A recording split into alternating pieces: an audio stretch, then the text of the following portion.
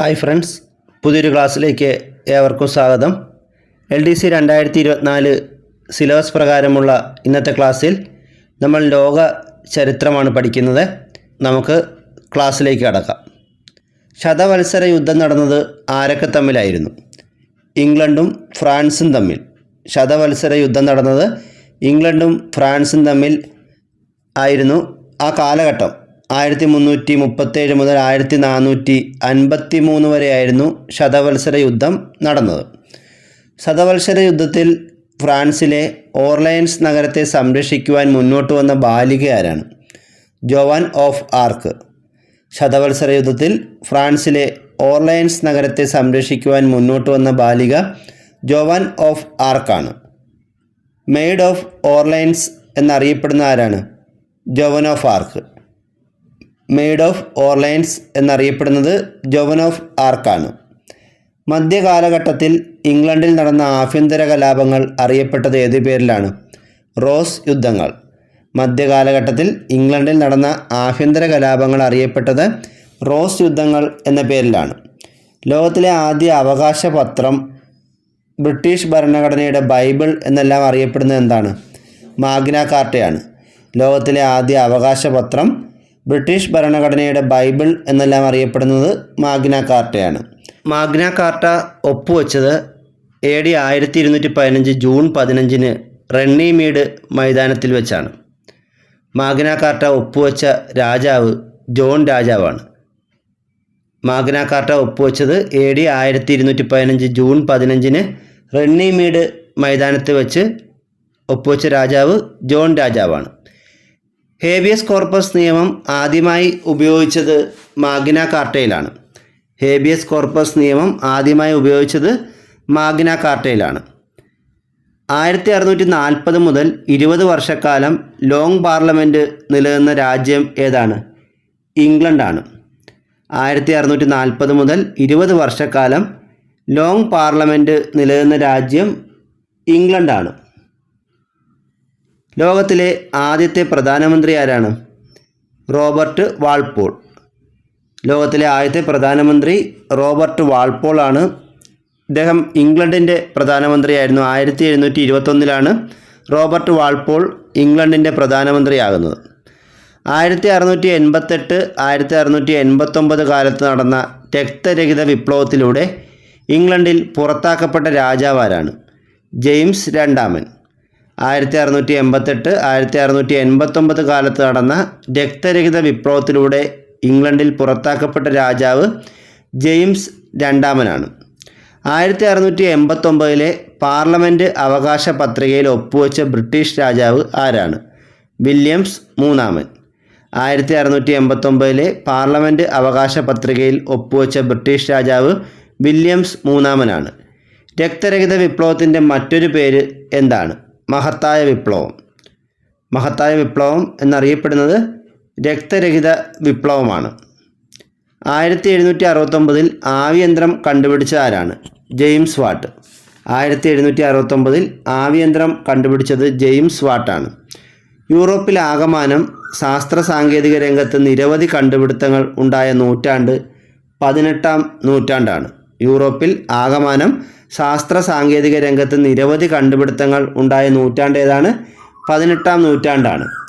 ഈ 18-ാം നൂറ്റാണ്ടിൽ ഉൽപ്പാദന വിതരണ രംഗങ്ങളിൽ ഉണ്ടായ മാറ്റങ്ങളാണ് വ്യാവസായിക വിപ്ലവം എന്ന് അറിയപ്പെടുന്നത്. കാർഷിക വ്യാവസായിക വിപ്ലവങ്ങൾക്ക് തുടക്കം കുറിച്ച രാജ്യം ഏതാണ്? ഇംഗ്ലണ്ടാണ്. കാർഷിക വ്യാവസായിക വിപ്ലവങ്ങൾക്ക് തുടക്കം കുറിച്ച രാജ്യം ഇംഗ്ലണ്ടാണ്. യന്ത്രങ്ങളുടെ വരവോടെ ആവശ്യം വർദ്ധിച്ച ലോഹം ഏതാണ്? ഇരുമ്പ്. യന്ത്രങ്ങളുടെ വരവോടെ ആവശ്യം വർദ്ധിച്ച ലോഹം ഇരുമ്പാണ്. വസ്ത്രനിർമ്മാണ രംഗത്ത് ആദ്യമായി കണ്ടുപിടിച്ച യന്ത്രം ഏതാണ്? Flying shuttle. നിർമ്മാണ രംഗത്ത് ആദ്യമായി കണ്ടുപിടിച്ച യന്ത്രം ഫ്ലൈയിങ് ഷട്ടിലാണ്.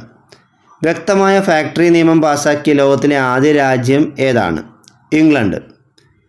വ്യക്തമായ ഫാക്ടറി നിയമം പാസാക്കിയ ലോകത്തിലെ ആദ്യ രാജ്യം ഇംഗ്ലണ്ടാണ്. അക്കാലത്ത് ഇംഗ്ലണ്ടിലൊക്കെ വ്യവസായശാലകളിലെ തൊഴിൽ സമയം 18 മണിക്കൂറായിരുന്നു. ലോകത്തിൽ ആദ്യമായി തൊഴിലാളി സംഘടനകളെ അംഗീകരിച്ച രാജ്യം ഇംഗ്ലണ്ടാണ്. ലോകത്തിൽ ആദ്യമായി തൊഴിലാളി സംഘടനകളെ അംഗീകരിച്ച രാജ്യം ഇംഗ്ലണ്ടാണ്. 1819 വ്യാവസായിക വിപ്ലവത്തെ തുടർന്ന് ഉയർന്നു വന്ന തൊഴിലാളി പ്രക്ഷോഭം ഏതാണ്? പീറ്റർലൂ കൂട്ടക്കൊല. ഇത് നടന്നത് ഇംഗ്ലണ്ടിലെ മാഞ്ചസ്റ്ററിലുള്ള സെൻറ്റ് പീറ്റേഴ്സ് ഫീൽഡിലാണ്. പീറ്റർലൂ കൂട്ടക്കൊല നടന്ന വർഷം 1819 വ്യാവസായിക വിപ്ലവത്തെ തുടർന്ന് ഉയർന്നു വന്ന തൊഴിലാളികളുടെ ഒരു പ്രക്ഷോഭമായിരുന്നു പീറ്റർലൂ കൂട്ടക്കൊല. ഇത് നടന്നത് ഇംഗ്ലണ്ടിലെ മാഞ്ചസ്റ്ററിലുള്ള സെൻറ്റ് പീറ്റേഴ്സ് ഫീൽഡിലാണ്. ആവി എഞ്ചിൻ ഉപയോഗിച്ചുള്ള ആദ്യത്തെ തീവണ്ടി കണ്ടുപിടിച്ച ആരാണ്? George Stephenson. ആവി എഞ്ചിൻ ഉപയോഗിച്ചുള്ള ആദ്യത്തെ തീവണ്ടി കണ്ടുപിടിച്ചത് ജോർജ് സ്റ്റീവൻസൺ ആണ്. വ്യാവസായിക വിപ്ലവകാലത്ത് ചിന്തകന്മാരുടെ സിദ്ധാന്തങ്ങൾ അറിയപ്പെട്ടത് ലെയ്സസ് ഫെയർ എന്ന പേരിലാണ്. വ്യാവസായിക വിപ്ലവകാലത്ത് ചിന്തകന്മാരുടെ സിദ്ധാന്തങ്ങൾ അറിയപ്പെട്ടത് ലെയ്സസ് ഫെയർ എന്ന പേരിലാണ്. വ്യാവസായിക വിപ്ലവത്തെ കളിയാക്കുന്ന ചാർലി ചാപ്ലിൻ്റെ സിനിമ ഏതാണ്? Modern times.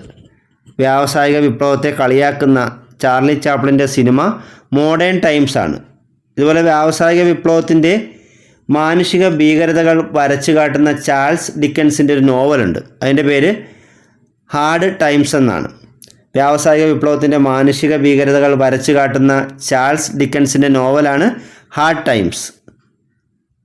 1851 ലണ്ടനിൽ വ്യാവസായിക പ്രദർശനം സംഘടിപ്പിച്ച രാജ്ഞി ആരാണ്? വിക്ടോറിയ രാജ്ഞി. 1851 ലണ്ടനിൽ വ്യവസായ പ്രദർശനം സംഘടിപ്പിച്ച രാജ്ഞി വിക്ടോറിയ രാജ്ഞിയാണ്. അമേരിക്കൻ സ്വാതന്ത്ര്യ സമരത്തിൻ്റെ പ്രസിദ്ധമായ മുദ്രാവാക്യം എന്തായിരുന്നു? പ്രാതിനിധ്യമില്ലാതെ നികുതിയില്ല. അമേരിക്കൻ സ്വാതന്ത്ര്യ സമരത്തിൻ്റെ പ്രസിദ്ധമായ മുദ്രാവാക്യമായിരുന്നു പ്രാതിനിധ്യമില്ലാതെ നികുതിയില്ല. ഈ മുദ്രാവാക്യത്തിന് രൂപം നൽകിയത് ജെയിംസ് ഓട്ടിസ് ആണ്. റിപ്പബ്ലിക്കൻ ഭരണരീതി എന്ന ആശയം മുന്നോട്ട് വെച്ച സ്വാതന്ത്ര്യ സമരം ഏതാണ്? അമേരിക്കൻ സ്വാതന്ത്ര്യ സമരം. റിപ്പബ്ലിക്കൻ ഭരണരീതി എന്ന ആശയം മുന്നോട്ട് വെച്ച സ്വാതന്ത്ര്യ സമരം അമേരിക്കൻ സ്വാതന്ത്ര്യ സമരമാണ്. കോണ്ടിനെൻ്റൽ കോൺഗ്രസ് സമ്മേളനം ഏത് വിപ്ലവവുമായി ബന്ധപ്പെട്ടിരിക്കുന്നു? അമേരിക്കൻ വിപ്ലവം. കോണ്ടിനെൻ്റൽ കോൺഗ്രസ് സമ്മേളനം അമേരിക്കൻ വിപ്ലവവുമായി ബന്ധപ്പെട്ടതാണ്. ഒന്നാം കോണ്ടിനെൻ്റൽ കോൺഗ്രസ് സമ്മേളനം നടന്നത് 1774 ഫിലാഡൽഫിയയിലാണ്. രണ്ടാം കോണ്ടിനെൻ്റൽ കോൺഗ്രസ് സമ്മേളനം നടന്നത് 1775 അപ്പോൾ ഒന്നാം കോണ്ടിനെൻ്റൽ കോൺഗ്രസ് സമ്മേളനം നടന്നത് 1774 ഫിലാഡൽഫിയയിലാണ്. മനുഷ്യന് ചില മൗലിക അവകാശങ്ങളുണ്ട്. അതിനെ ഹനിക്കാൻ ഒരു ഗവൺമെൻറ്റിനും അവകാശമില്ല എന്ന് അഭിപ്രായപ്പെട്ടതാരാണ്? John Locke. മനുഷ്യന് ചില മൗലിക അവകാശങ്ങളുണ്ട്, അതിനെ ഹനിക്കാൻ ഒരു ഗവൺമെൻറ്റിനും അവകാശമില്ല എന്ന് അഭിപ്രായപ്പെട്ടത് ജോൺ ലോക്കാണ്. ബോസ്റ്റൺ ടീ പാർട്ടി നടന്നത് എന്നാണ്? 1773 ഡിസംബർ 16.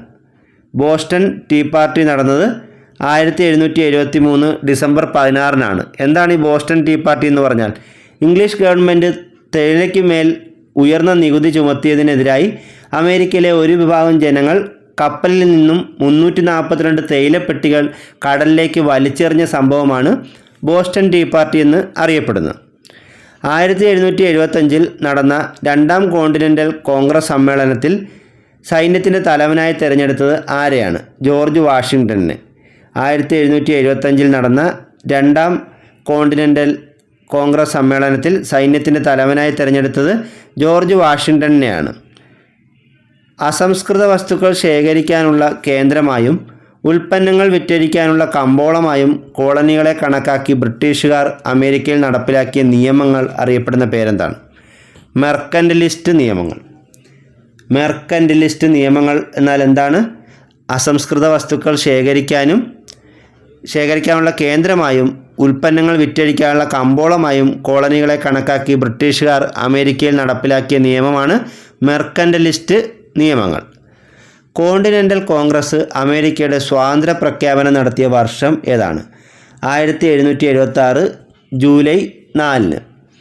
1776 ജൂലൈ 4 അമേരിക്കയുടെ സ്വാതന്ത്ര്യ പ്രഖ്യാപനം രേഖ തയ്യാറാക്കിയത് തോമസ് ജെഫേഴ്സണും ബെഞ്ചമിൻ ഫ്രാങ്ക്ലിനും ചേർന്നാണ്. 1776 ജൂലൈ 4 അമേരിക്കയുടെ സ്വാതന്ത്ര്യ പ്രഖ്യാപനം നടത്തിയത്. അതിൻ്റെ ഓർമ്മയ്ക്കായിട്ടാണ് അമേരിക്കയുടെ സ്വാതന്ത്ര്യ ദിനം ജൂലൈ 4 ആഘോഷിക്കുന്നത്. അമേരിക്ക സ്വാതന്ത്ര്യം അനുവദിച്ചുകൊണ്ട് അമേരിക്കയും ഇംഗ്ലണ്ടും ഒപ്പുവെച്ച സന്ധി ഏതാണ്? പാരീസ് ഉടമ്പടി. 1783 പാരീസ് ഉടമ്പടി എന്താണ്? അമേരിക്കയ്ക്ക് സ്വാതന്ത്ര്യം അനുവദിച്ചുകൊണ്ട് അമേരിക്കയും ഇംഗ്ലണ്ടും ഒപ്പുവെച്ച സന്ധിയാണ്. ഫെഡറൽ രാഷ്ട്രം എന്ന ആശയം ലോകത്തിന് നൽകിയത് അമേരിക്കൻ സ്വാതന്ത്ര്യ സമരമാണ്. ഫെഡറൽ രാഷ്ട്രം എന്ന ആശയം ലോകത്തിന് നൽകിയത് അമേരിക്കൻ സ്വാതന്ത്ര്യ സമരമാണ്. അമേരിക്കൻ ഐക്യനാടുകളുടെ രാഷ്ട്രപിതാവ് ആരാണ്? George Washington. അമേരിക്കയുടെ രാഷ്ട്രപിതാവ് ആരെന്ന് ചോദിച്ചാൽ ജോർജ് വാഷിങ്ടൺ ആണ്. അമേരിക്കയുടെ ആദ്യത്തെ പ്രസിഡൻറ്റും ജോർജ് വാഷിങ്ടൺ ആയിരുന്നു. അമേരിക്കയുടെ ആദ്യ പ്രസിഡൻ്റ് ആരായിരുന്നു? George Washington. അമേരിക്കയുടെ ആദ്യ കറുത്ത വർഗ്ഗക്കാരനായ പ്രസിഡൻറ്റ് ബരാക് ഒബാമയാണ്. അമേരിക്കയുടെ ആദ്യ കറുത്ത വർഗ്ഗക്കാരനായ പ്രസിഡൻറ്റ് ബരാക് ഒബാമയാണ്. ലോകത്തിലെ ആദ്യ എഴുതപ്പെട്ട ഭരണഘടന, ലോകത്തിലെ ഏറ്റവും ചെറിയ ഭരണഘടന, ഇതൊക്കെ ഏത് ഭരണഘടനയാണ്? അമേരിക്കൻ ഭരണഘടനയാണ്. 1789 അമേരിക്കൻ ഭരണഘടന നിലവിൽ വരുന്നത്. ലോകത്തിലെ ആദ്യ എഴുതപ്പെട്ട ഭരണഘടനയും ലോകത്തിലെ ഏറ്റവും ചെറിയ ഭരണഘടനയും അമേരിക്കൻ ഭരണഘടനയാണ്. അമേരിക്കൻ ഭരണഘടനയുടെ പിതാവ് ആരാണ്? James Madison. അമേരിക്കൻ ഭരണഘടനയുടെ പിതാവ് ജെയിംസ് മാഡിസൺ ആണ്. എനിക്കൊരു സ്വപ്നമുണ്ട് എന്ന് തുടങ്ങുന്ന പ്രസിദ്ധമായ പ്രസംഗം ആരുടേതാണ്? Martin Luther king junior. Martin Luther king junior നടത്തിയ പ്രസിദ്ധമായ പ്രസംഗമാണ് എനിക്കൊരു സ്വപ്നമുണ്ട് എന്ന് തുടങ്ങുന്ന പ്രസംഗം. അമേരിക്കൻ പ്രസിഡൻറ്റിൻ്റെ ഔദ്യോഗിക കാലാവധി എത്ര വർഷമാണ്? 4 വർഷം. അമേരിക്കൻ പ്രസിഡൻറ്റിൻ്റെ ഔദ്യോഗിക കാലാവധി 4 വർഷമാണ്. അമേരിക്കൻ പ്രസിഡൻറ്റ് ഔദ്യോഗിക വസതി ഏതാണ്? White house. വാഷിങ്ടൺ DC-യിൽ ഉള്ള വൈറ്റ് ഹൗസാണ് അമേരിക്കൻ പ്രസിഡൻറ്റ് ഔദ്യോഗിക വസതി. ഈ വൈറ്റ് ഹൗസിലെ അമേരിക്കൻ പ്രസിഡൻറ്റ് ഔദ്യോഗിക മുറി അറിയപ്പെടുന്നത് ഓവൽ ഓഫീസ് എന്ന പേരിലാണ്. ജോ ബൈഡൻ അമേരിക്കയുടെ എത്രാമത്തെ പ്രസിഡൻ്റാണ്? 46. ഇപ്പോഴത്തെ പ്രസിഡൻ്റായ ജോ ബൈഡൻ അമേരിക്കയുടെ 46ാമത്തെ പ്രസിഡൻ്റാണ്. അമേരിക്കയുടെ വൈസ് പ്രസിഡൻ്റായ ആദ്യ ഇന്ത്യൻ വംശജ ആരാണ്? കമല ഹാരിസ്. അമേരിക്കയുടെ വൈസ് പ്രസിഡൻ്റായ ആദ്യ ഇന്ത്യൻ വംശജ കമല ഹാരിസ് ആണ്. കൂടാതെ അമേരിക്കയുടെ വൈസ് പ്രസിഡൻ്റ് ആകുന്ന ആദ്യ വനിത കൂടിയാണ് കമല ഹാരിസ്. എബ്രഹാം ലിങ്കൻ അമേരിക്കയുടെ എത്രാമത്തെ പ്രസിഡൻ്റായിരുന്നു? 16ാമത്തെ. അമേരിക്കയുടെ 16ാമത്തെ പ്രസിഡൻ്റ് ആരായിരുന്നു? Abraham Lincoln. അടിമത്തം നിർത്തലാക്കിയ അമേരിക്കൻ പ്രസിഡൻറ്റ് എബ്രഹാം ലിങ്കനാണ്. അടിമത്ത നിരോധന നിയമം കൊണ്ടുവന്നത് എബ്രഹാം ലിങ്കൻ 1863 ജനുവരി 1-നാണ്.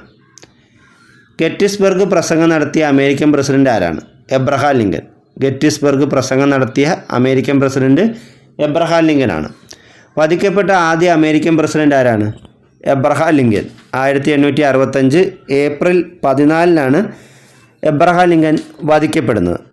വധിക്കപ്പെട്ട ആദ്യ അമേരിക്കൻ പ്രസിഡൻറ്റ് എബ്രഹാം ലിങ്കനാണ്. 1865 ഏപ്രിൽ 14-ന് ആണ് എബ്രഹാം ലിങ്കൻ വധിക്കപ്പെടുന്നത്. വധിക്കപ്പെട്ട മറ്റ് പ്രസിഡൻറ്റുമാരുണ്ട്. അതിൽ അവസാനമായി വധിക്കപ്പെട്ട, ഏറ്റവും ഒടുവിൽ വധിക്കപ്പെട്ട അമേരിക്കൻ പ്രസിഡൻറ്റ് ജോൺ എഫ് കെനഡിയാണ്. ജനങ്ങൾക്ക് വേണ്ടി ജനങ്ങളാൽ തിരഞ്ഞെടുക്കപ്പെടുന്നതാണ് ജനാധിപത്യം എന്ന് അഭിപ്രായപ്പെട്ടതാരാണ്? Abraham Lincoln. ജനാധിപത്യത്തെക്കുറിച്ചുള്ള ഏറ്റവും നല്ലൊരു നിർവചനമാണ് നമ്മളിപ്പോൾ കേട്ടത്. അപ്പോൾ ജനാധിപത്യത്തിന് ഇങ്ങനൊരു നിർവചനം നൽകിയത് എബ്രഹാം ലിങ്കനാണ്. ജനങ്ങൾക്ക് വേണ്ടി ജനങ്ങളാൽ തിരഞ്ഞെടുക്കപ്പെടുന്നതാണ് ജനാധിപത്യം എന്ന് പറഞ്ഞാരാണ്? എബ്രഹാം ലിങ്കനാണ്. സ്റ്റാച്യു ഓഫ് ലിബർട്ടി സ്ഥിതി ചെയ്യുന്ന രാജ്യം ഏതാണ്? അമേരിക്കയാണ്. സ്റ്റാച്യു ഓഫ് ലിബർട്ടി സ്ഥിതി ചെയ്യുന്നത് അമേരിക്കയിലാണ്. അമേരിക്കൻ ദേശീയ പതാകയിലെ 50 നക്ഷത്രങ്ങൾ പ്രതിനിധാനം ചെയ്യുന്നത് എന്തിനെയാണ്? അമേരിക്കയിലെ 50 സംസ്ഥാനങ്ങളെയാണ്. അപ്പോൾ അമേരിക്കയിലാകെ 50 സംസ്ഥാനങ്ങളാണുള്ളത്. ഈ 50 സംസ്ഥാനങ്ങളെ പ്രതിനിധാനം ചെയ്യുന്നതാണ് അമേരിക്കൻ ദേശീയ പതാകയിലുള്ള 50 നക്ഷത്രങ്ങൾ. അമേരിക്കൻ പ്രസിഡൻ്റ് ഔദ്യോഗിക കാലാവധി 4 വർഷമാണ് നമ്മൾ പഠിച്ചു കഴിഞ്ഞു. വിപ്ലവങ്ങളുടെ മാതാവ് എന്നറിയപ്പെടുന്നത് ഫ്രഞ്ച് വിപ്ലവമാണ്. വിപ്ലവങ്ങളുടെ മാതാവ് എന്നറിയപ്പെടുന്ന വിപ്ലവം ഫ്രഞ്ച് വിപ്ലവമാണ്. ഫ്രഞ്ച് വിപ്ലവം നടന്ന വർഷം ഏതാണ്? 1789. ഫ്രഞ്ച് വിപ്ലവം നടന്ന വർഷം 1789 ഫ്രഞ്ച് വിപ്ലവ കാലത്ത് ഫ്രാൻസിലെ ചക്രവർത്തി ആരായിരുന്നു? ലൂയി 14. ഫ്രഞ്ച് വിപ്ലവം നടന്ന സമയത്ത് ഫ്രാൻസിലെ ചക്രവർത്തി ലൂയി 14 ഫ്രഞ്ച് വിപ്ലവകാലത്ത് നിങ്ങൾക്ക് റൊട്ടിയില്ലെങ്കിൽ എന്താ കേക്ക് തിന്നുകൂടെ എന്ന് അഭിപ്രായപ്പെട്ട വനിത ആരാണ്? Marie Antoinette. ലൂയി 14 ഭാര്യയായിരുന്നു മേരി അൻറ്റോയിനേറ്റ്. ഫ്രഞ്ച് വിപ്ലവകാലത്ത് നിങ്ങൾക്ക് റൊട്ടിയില്ലെങ്കിൽ എന്താ കേക്ക് തിന്നുകൂടെ എന്ന് പറഞ്ഞത് മേരി അൻറ്റോയിനേറ്റ് ആണ്.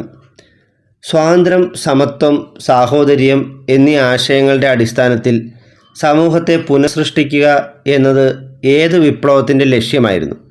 ഫ്രഞ്ച് വിപ്ലവത്തിൻ്റെ. സ്വാതന്ത്ര്യം, സമത്വം, സാഹോദര്യം എന്നീ ആശയങ്ങളുടെ അടിസ്ഥാനത്തിൽ സമൂഹത്തെ പുനഃസൃഷ്ടിക്കുക എന്നത് ഫ്രഞ്ച് വിപ്ലവത്തിൻ്റെ ലക്ഷ്യമായിരുന്നു. ടെന്നീസ് കോർട്ട് പ്രതിജ്ഞ ഏത് വിപ്ലവവുമായി ബന്ധപ്പെട്ടിരിക്കുന്നു? ഫ്രഞ്ച് വിപ്ലവം.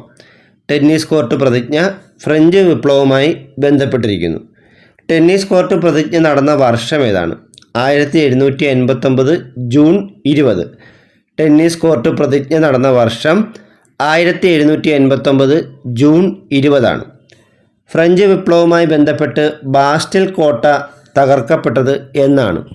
1789 ജൂലൈ 14. ഫ്രഞ്ച് വിപ്ലവവുമായി ബന്ധപ്പെട്ട് ബാസ്റ്റൽ കോട്ട തകർക്കപ്പെട്ടത് 1789 ജൂലൈ 14. ഫ്രഞ്ച് ദേശീയ ദിനമായി ആചരിക്കുന്നത് എന്നാണ്? ജൂലൈ 14. ഫ്രഞ്ച് ദേശീയ ദിനമായി ആചരിക്കുന്നത് ജൂലൈ 14. ഫ്രഞ്ച് വിപ്ലവകാലത്ത് പുരോഹിതന്മാരെയും പ്രഭുക്കന്മാരെയുമൊക്കെ വധിക്കാൻ ഉപയോഗിച്ചിരുന്ന ആയുധം ഏതാണ്? ഗില്ലറ്റിൻ. ഫ്രഞ്ച് വിപ്ലവകാലത്ത് പുരോഹിതന്മാരെയും പ്രഭുക്കന്മാരെയുമൊക്കെ വധിക്കാൻ ഉപയോഗിച്ചിരുന്ന ഒരു പ്രത്യേക ആയുധമാണ് ഗില്ലറ്റിൻ. ലൂയി 14 കുടുംബാംഗങ്ങളെയും വധിച്ചത് ഗില്ലറ്റിൻ ഉപയോഗിച്ചാണ്. കൂടാതെ പ്രശസ്തനായൊരു ശാസ്ത്രജ്ഞൻ ലാവോസിയെ വധിച്ചതും ഗില്ലറ്റിൻ ഉപയോഗിച്ചാണ്. 1792 നടന്ന സെപ്റ്റംബർ കൂട്ടക്കൊല എന്തുമായി ബന്ധപ്പെട്ടിരിക്കുന്നു? ഫ്രഞ്ച് വിപ്ലവം. 1792 നടന്ന സെപ്റ്റംബർ കൂട്ടക്കൊല ഫ്രഞ്ച് വിപ്ലവവുമായി ബന്ധപ്പെട്ട് നടന്നതാണ്. റിപ്പബ്ലിക് എന്ന ആശയം ആദ്യമായി അവതരിപ്പിക്കപ്പെട്ട റൂസോയുടെ കൃതി ഏതാണ്? The Social contract. ഈ ഒരു ക്ലാസ്സിൽ നിന്നും ഏറ്റവും കൂടുതൽ ചോദിക്കാൻ സാധ്യതയുള്ളൊരു ചോദ്യം ഇതാണ്. റിപ്പബ്ലിക് എന്ന ആശയം ആദ്യമായി അവതരിപ്പിക്കപ്പെട്ട റൂസോയുടെ കൃതി ദ സോഷ്യൽ കോൺട്രാക്റ്റ് എന്ന കൃതിയാണ്. ഫ്രഞ്ച് വിപ്ലവത്തിന് ഉത്തേജനം നൽകിയ ചിന്തകന്മാർ ആരൊക്കെയാണ്? Rousseau, Voltaire, Montesquieu. ഫ്രഞ്ച് വിപ്ലവത്തിന് ഉത്തേജനം നൽകിയ ചിന്തകന്മാർ റൂസോ, വോൾട്ടയർ, മൊണ്ടസ്ക്യൂ എന്നിവരാണ്. ഫ്രഞ്ച് വിപ്ലവം ലോകത്തിന് സംഭാവന ചെയ്ത ആശയങ്ങൾ എന്തൊക്കെയാണ്? സ്വാതന്ത്ര്യം, സമത്വം, സാഹോദര്യം. ഫ്രഞ്ച് വിപ്ലവം ലോകത്തിന് സംഭാവന ചെയ്ത ആശയങ്ങൾ എന്തൊക്കെയാണ്? സ്വാതന്ത്ര്യം, സമത്വം, സാഹോദര്യം. മനുഷ്യൻ സ്വതന്ത്രനായാണ് ജനിക്കുന്നത്, എന്നാൽ എല്ലായിടത്തും അവൻ ചങ്ങലകളിലാണ് എന്ന് പറഞ്ഞതാരാണ്? റൂസോ. മനുഷ്യൻ സ്വതന്ത്രനായാണ് ജനിക്കുന്നത്, എന്നാൽ എല്ലായിടത്തും അവൻ ചങ്ങലകളിലാണ് എന്ന് പറഞ്ഞത് റൂസോയാണ്. ഫ്രഞ്ച് വിപ്ലവത്തിൻ്റെ ബൈബിൾ, ആധുനിക ജനാധിപത്യത്തിൻ്റെ സുവിശേഷം എന്നെല്ലാം അറിയപ്പെട്ട റൂസോയുടെ കൃതി ഏതാണ്? The Social Contract. ഫ്രഞ്ച് വിപ്ലവത്തിൻ്റെ ബൈബിൾ, ആധുനിക ജനാധിപത്യത്തിൻ്റെ സുവിശേഷം എന്നൊക്കെ അറിയപ്പെട്ട റൂസോയുടെ പ്രസിദ്ധമായ കൃതിയാണ് ദ സോഷ്യൽ കോൺട്രാക്റ്റ്. ഫ്രഞ്ച് വിപ്ലവത്തിൻ്റെ 100ാം വാർഷികത്തോടനുബന്ധിച്ച് പാരീസിൽ പടുത്തുയർത്തപ്പെട്ട ഗോപുരം ഏതാണ്? Eiffel tower. ഫ്രഞ്ച് വിപ്ലവത്തിൻ്റെ 100ാം വാർഷികത്തോടനുബന്ധിച്ച് പാരീസിൽ പടുത്തുയർത്തപ്പെട്ട ഗോപുരമാണ് ഈഫൽ ടവർ. 1871 ഫ്രാൻസിലെ തൊഴിലാളികൾ ഭരണം പിടിച്ചെടുത്ത സംഭവം അറിയപ്പെടുന്നത് ഏത് പേരിലാണ്? Paris commune.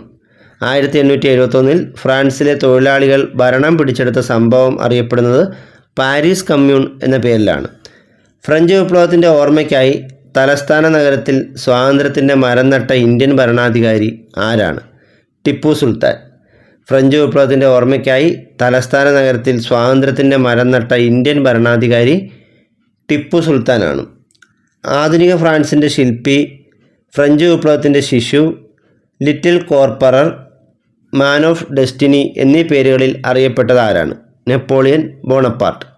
ആധുനിക ഫ്രാൻസിൻ്റെ ശില്പി, ഫ്രഞ്ച് വിപ്ലവത്തിൻ്റെ ശിശു, little corporal, man of destiny എന്നീ പേരുകളിൽ അറിയപ്പെട്ടത് നെപ്പോളിയൻ ബോണപ്പാർട്ടാണ്.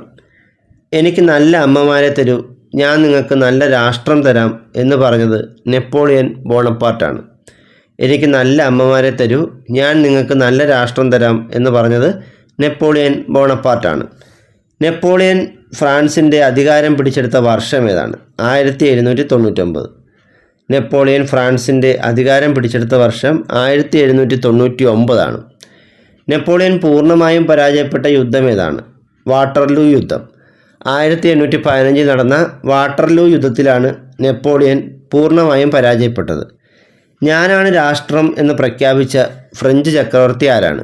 ലൂയി 14. ഞാനാണ് രാഷ്ട്രം എന്ന് പ്രഖ്യാപിച്ച ഫ്രഞ്ച് ചക്രവർത്തി ലൂയി 14 ലോകത്തിൽ സോഷ്യലിസം എന്ന ആശയം വ്യാപിക്കാൻ കാരണമായ വിപ്ലവം ഏതാണ്? റഷ്യൻ വിപ്ലവം. ലോകത്തിൽ സോഷ്യലിസം എന്ന ആശയം വ്യാപിക്കാൻ കാരണമായ വിപ്ലവം റഷ്യൻ വിപ്ലവമാണ്. അഖില സ്ലാവ് പ്രസ്ഥാനത്തിൻ്റെ വക്താക്കൾ റഷ്യയാണ്. അഖില സ്ലാവ് പ്രസ്ഥാനത്തിൻ്റെ വക്താക്കൾ റഷ്യയാണ്. റഷ്യൻ ചക്രവർത്തിമാർ അറിയപ്പെട്ടിരുന്ന പേരെന്താണ്? സാർ. സാർ എന്ന പേരിൽ അറിയപ്പെട്ടിരുന്നത് റഷ്യൻ ചക്രവർത്തിമാരാണ്. ആധുനിക റഷ്യയുടെ ശില്പി ആരാണ്?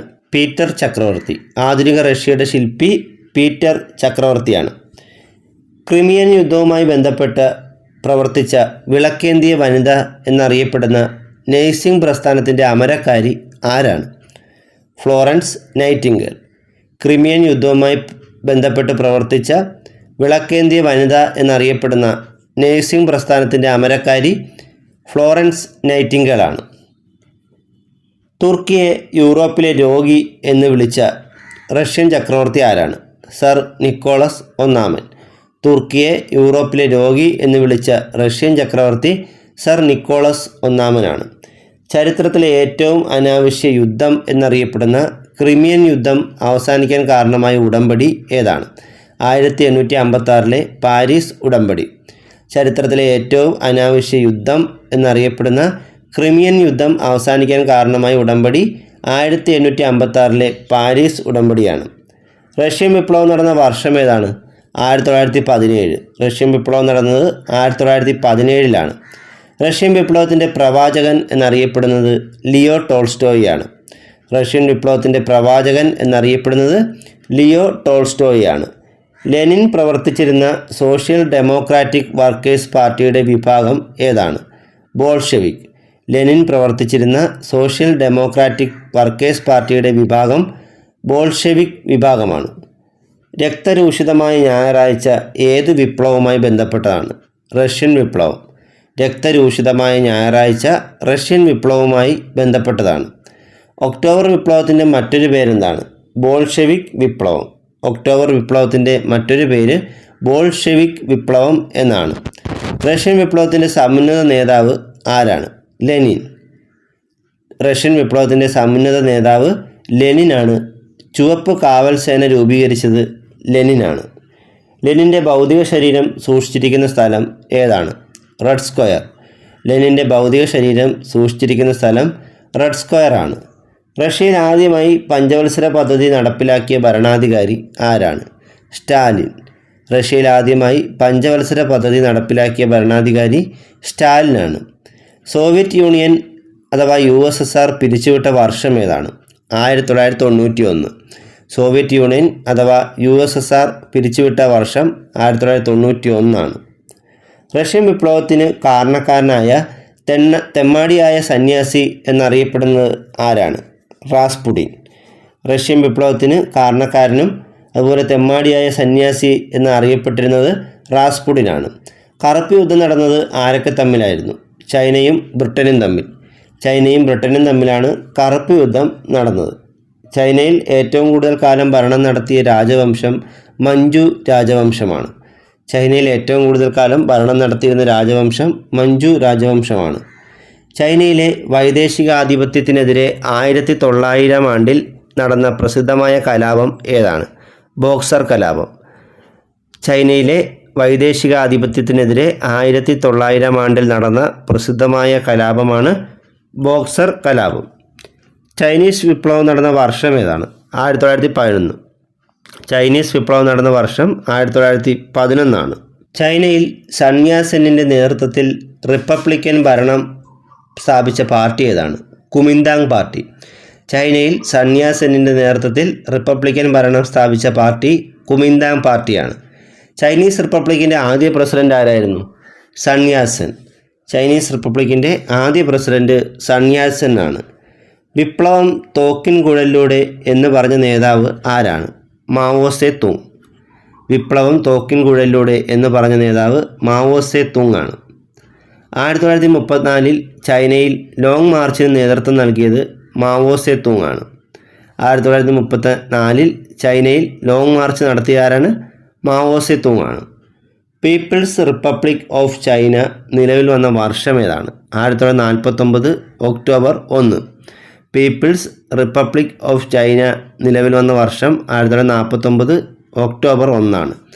ലാറ്റിൻ അമേരിക്കൻ രാജ്യങ്ങളിലെ വിമോചകൻ, തെക്കേ അമേരിക്കയിലെ ജോർജ് വാഷിങ്ടൺ എന്നിങ്ങനെ അറിയപ്പെട്ടത് ആരാണ്? Simon Bolivar. ലാറ്റിൻ അമേരിക്കൻ രാജ്യങ്ങളിലെ വിമോചകൻ, തെക്കേ അമേരിക്കയിലെ ജോർജ് വാഷിങ്ടൺ എന്നിങ്ങനെ അറിയപ്പെട്ടത് സൈമൺ ബൊളീവറാണ്. വെനസ്വേല, കൊളംബിയ, ഇക്വഡോർ, പെറു തുടങ്ങിയ ലാറ്റിൻ അമേരിക്കൻ രാജ്യങ്ങളെ സ്പെയിനിൻ്റെ ആധിപത്യത്തിൽ നിന്നും മോചിപ്പിച്ചത് ആരാണ്? Simon Bolivar. Venezuela, Colombia, Ecuador, Peru തുടങ്ങിയ ലാറ്റിൻ അമേരിക്കൻ രാജ്യങ്ങളെ സ്പെയിനിൻ്റെ ആധിപത്യത്തിൽ നിന്നും മോചിപ്പിച്ചത് സൈമൺ ബൊളീവറാണ്. ഒന്നാം ലോക മഹായുദ്ധം നടന്ന കാലഘട്ടം ഏതാണ്? 1914 മുതൽ 1918 വരെ. ഒന്നാം ലോക മഹായുദ്ധം നടന്ന കാലഘട്ടം 1914 മുതൽ 1918 വരെയാണ്. ഒന്നാം ലോക മഹായുദ്ധത്തിലെ 2 പ്രധാന സൈനിക ചേരികൾ ഏതൊക്കെയായിരുന്നു? ത്രികക്ഷി സഖ്യവും ത്രികക്ഷി സൗഹാർദ്ദവും.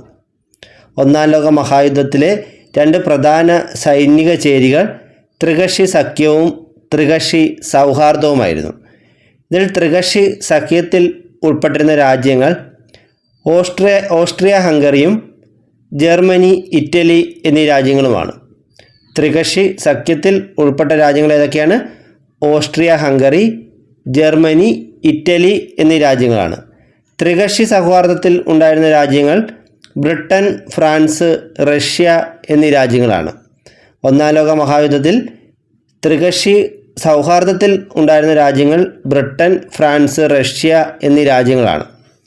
എല്ലാ യുദ്ധങ്ങളും അവസാനിപ്പിക്കാനായി ഒരു യുദ്ധം എന്ന് ഒന്നാം ലോക മഹായുദ്ധത്തെ വിശേഷിപ്പിച്ച അമേരിക്കൻ പ്രസിഡന്റ് ആരാണ്? Woodrow Wilson. എല്ലാ യുദ്ധങ്ങളും അവസാനിപ്പിക്കാനായി ഒരു യുദ്ധം എന്ന് ഒന്നാം ലോക മഹായുദ്ധത്തെ വിശേഷിപ്പിച്ച അമേരിക്കൻ പ്രസിഡന്റ് വുഡ്രോ വിൽസൺ ആണ്. ഒന്നാം ലോക മഹായുദ്ധത്തിൽ നിന്നും പിന്മാറിയ ത്രികക്ഷി സൗഹാർദ്ദത്തിലെ ആദ്യ രാജ്യം ഏതാണ്? റഷ്യ. ഒന്നാം ലോക മഹായുദ്ധത്തിൽ നിന്നും പിന്മാറിയ ത്രികക്ഷി സൗഹാർദ്ദത്തിലെ ആദ്യ രാജ്യം റഷ്യയാണ്. ഒന്നാം ലോക മഹായുദ്ധത്തിൽ ജർമ്മനി ഉപയോഗിച്ച രാസായുധങ്ങൾ ഏതൊക്കെയാണ്? ഫോസ്ജീനും ക്ലോറിനും. ഒന്നാം ലോക മഹായുദ്ധത്തിൽ ജർമ്മനി ഉപയോഗിച്ച രാസായുധങ്ങൾ ഫോസ്ജീൻ, ക്ലോറിൻ എന്നിവയാണ്. ഒന്നാം ലോക മഹായുദ്ധത്തിൽ വിജയിച്ച സഖ്യം ഏതാണ്? ബ്രിട്ടൻ്റെയും ഫ്രാൻസിൻ്റെയും നേതൃത്വത്തിലുള്ള സഖ്യമാണ് ഒന്നാം ലോക മഹായുദ്ധത്തിൽ വിജയിച്ചത്. ഒന്നാം ലോക മഹായുദ്ധത്തിന് അവസാനം കുറിച്ച സമ്മേളനം ഏതായിരുന്നു? 1919 പാരീസ് സമ്മേളനം. ഒന്നാം ലോക മഹായുദ്ധത്തിന് അവസാനം കുറിച്ച സമ്മേളനം 1919 പാരീസ് സമ്മേളനമാണ്. ഒന്നാം ലോക മഹായുദ്ധത്തിൻ്റെ ഫലമായി രൂപം കൊണ്ട സമാധാന സംഘടന ഏതാണ്? സർവ്വരാജ്യസഖ്യം അഥവാ ലീഗ് ഓഫ് നേഷൻസ്. ഒന്നാം ലോക മഹായുദ്ധത്തിൻ്റെ ഫലമായി രൂപം കൊണ്ട സമാധാന സംഘടനയാണ് സർവ്വരാജ്യസഖ്യം അഥവാ League of Nations. 1929 October 24 New York ഓഹരി കമ്പോളത്തിലുണ്ടായ തകർച്ച അറിയപ്പെടുന്നത് ഏതു പേരിലാണ്? കറുത്ത വ്യാഴാഴ്ച. 1929 ഒക്ടോബർ 24 ന്യൂയോർക്ക് ഓഹരി കമ്പോളത്തിൽ ഉണ്ടായ തകർച്ച അറിയപ്പെടുന്നത് കറുത്ത വ്യാഴാഴ്ച എന്ന പേരിലാണ്. ഒന്നാം ലോക മഹായുദ്ധാനന്തരം യൂറോപ്യൻ രാജ്യങ്ങളിൽ അധികാരത്തിൽ വന്ന സ്വേച്ഛാധിപത്യ ഭരണത്തെക്കുറിച്ച് ചാർലി ചാപ്ലിൻ പ്രതിപാദിച്ച സിനിമ ഏതാണ്? The Great Dictator. ഒന്നാം ലോക മഹായുദ്ധാനന്തരം യൂറോപ്യൻ രാജ്യങ്ങളിൽ അധികാരത്തിൽ വന്ന സ്വേച്ഛാധിപത്യ ഭരണത്തെക്കുറിച്ച് ചാർലി ചാപ്ലിൻ പ്രതിപാദിച്ച സിനിമ ദ ഗ്രേറ്റ് ഡിക്റ്റേറ്റർ എന്ന സിനിമയാണ്. ഇറ്റലിയിൽ ഫാസിസ്റ്റ് ഭരണത്തിന് നേതൃത്വം കൊടുത്തത് ആരാണ്? Benito Mussolini. ഇറ്റലിയിൽ ഫാസിസ്റ്റ് ഭരണത്തിന് നേതൃത്വം കൊടുത്തത് ബെനിറ്റോ മുസോളിനിയാണ്. ബെനിറ്റോ മുസോളിനി രൂപീകരിച്ച അർദ്ധ സൈനിക വിഭാഗം ഏതാണ്? കരിങ്കുപ്പായക്കാർ. ബെനിറ്റോ മുസോളിനി രൂപീകരിച്ച അർദ്ധ സൈനിക വിഭാഗമാണ് കരിങ്കുപ്പായക്കാർ. പുരുഷന് യുദ്ധം, സ്ത്രീക്ക് മാതൃത്വം എന്നതുപോലെയാണ് ആരുടെ വാക്കുകളാണിത്? Benito Mussolini. പുരുഷന് യുദ്ധം, സ്ത്രീക്ക് മാതൃത്വം എന്നതുപോലെയാണ് എന്ന് പറഞ്ഞത് ബെനിറ്റോ മുസോളിനിയാണ്. ഒന്നാം ലോക മഹായുദ്ധത്തിന് ശേഷം ഇറ്റലിയിൽ രൂപം കൊണ്ട സംഘടന ഏതാണ്? ഫാസിസം. ഒന്നാം ലോക മഹായുദ്ധത്തിന് ശേഷം ഇറ്റലിയിൽ രൂപം കൊണ്ട സംഘടനയാണ് ഫാസിസം. ഒന്നാം ലോക മഹായുദ്ധത്തിന് ശേഷം ജർമ്മനിയിൽ രൂപം കൊണ്ട ശക്തമായ സംഘടന ഏതാണ്? നാസി പാർട്ടി അല്ലെങ്കിൽ നാസിസം. ഒന്നാം ലോക മഹായുദ്ധത്തിന് ശേഷം ജർമ്മനിയിൽ രൂപം കൊണ്ട ശക്തമായ സംഘടനയാണ് നാസി പാർട്ടി. നാസിയുടെ പ്രധാന നേതാവ് ആരായിരുന്നു? Adolf Hitler. നാസിയുടെ പ്രധാന നേതാവ് അഡോൾഫ് ഹിറ്റ്ലറാണ്. അഡോൾഫ് ഹിറ്റ്ലർ രൂപീകരിച്ച സംഘടന ഏതാണ്? Brown shirts. അഡോൾഫ് ഹിറ്റ്ലർ രൂപീകരിച്ച സംഘടനയാണ് ബ്രൗൺ ഷർട്ട്സ്. ഹിറ്റ്ലറിൻ്റെ രഹസ്യ പോലീസിൻ്റെ പേരെന്താണ്? ഗെസ്റ്റപ്പോ. ഹിറ്റ്ലറുടെ രഹസ്യ പോലീസിൻ്റെ പേര് ഗെസ്റ്റപ്പോ എന്നായിരുന്നു. ഫ്യൂറർ എന്നറിയപ്പെട്ടിരുന്ന ജർമ്മൻ നേതാവ് ആരാണ്?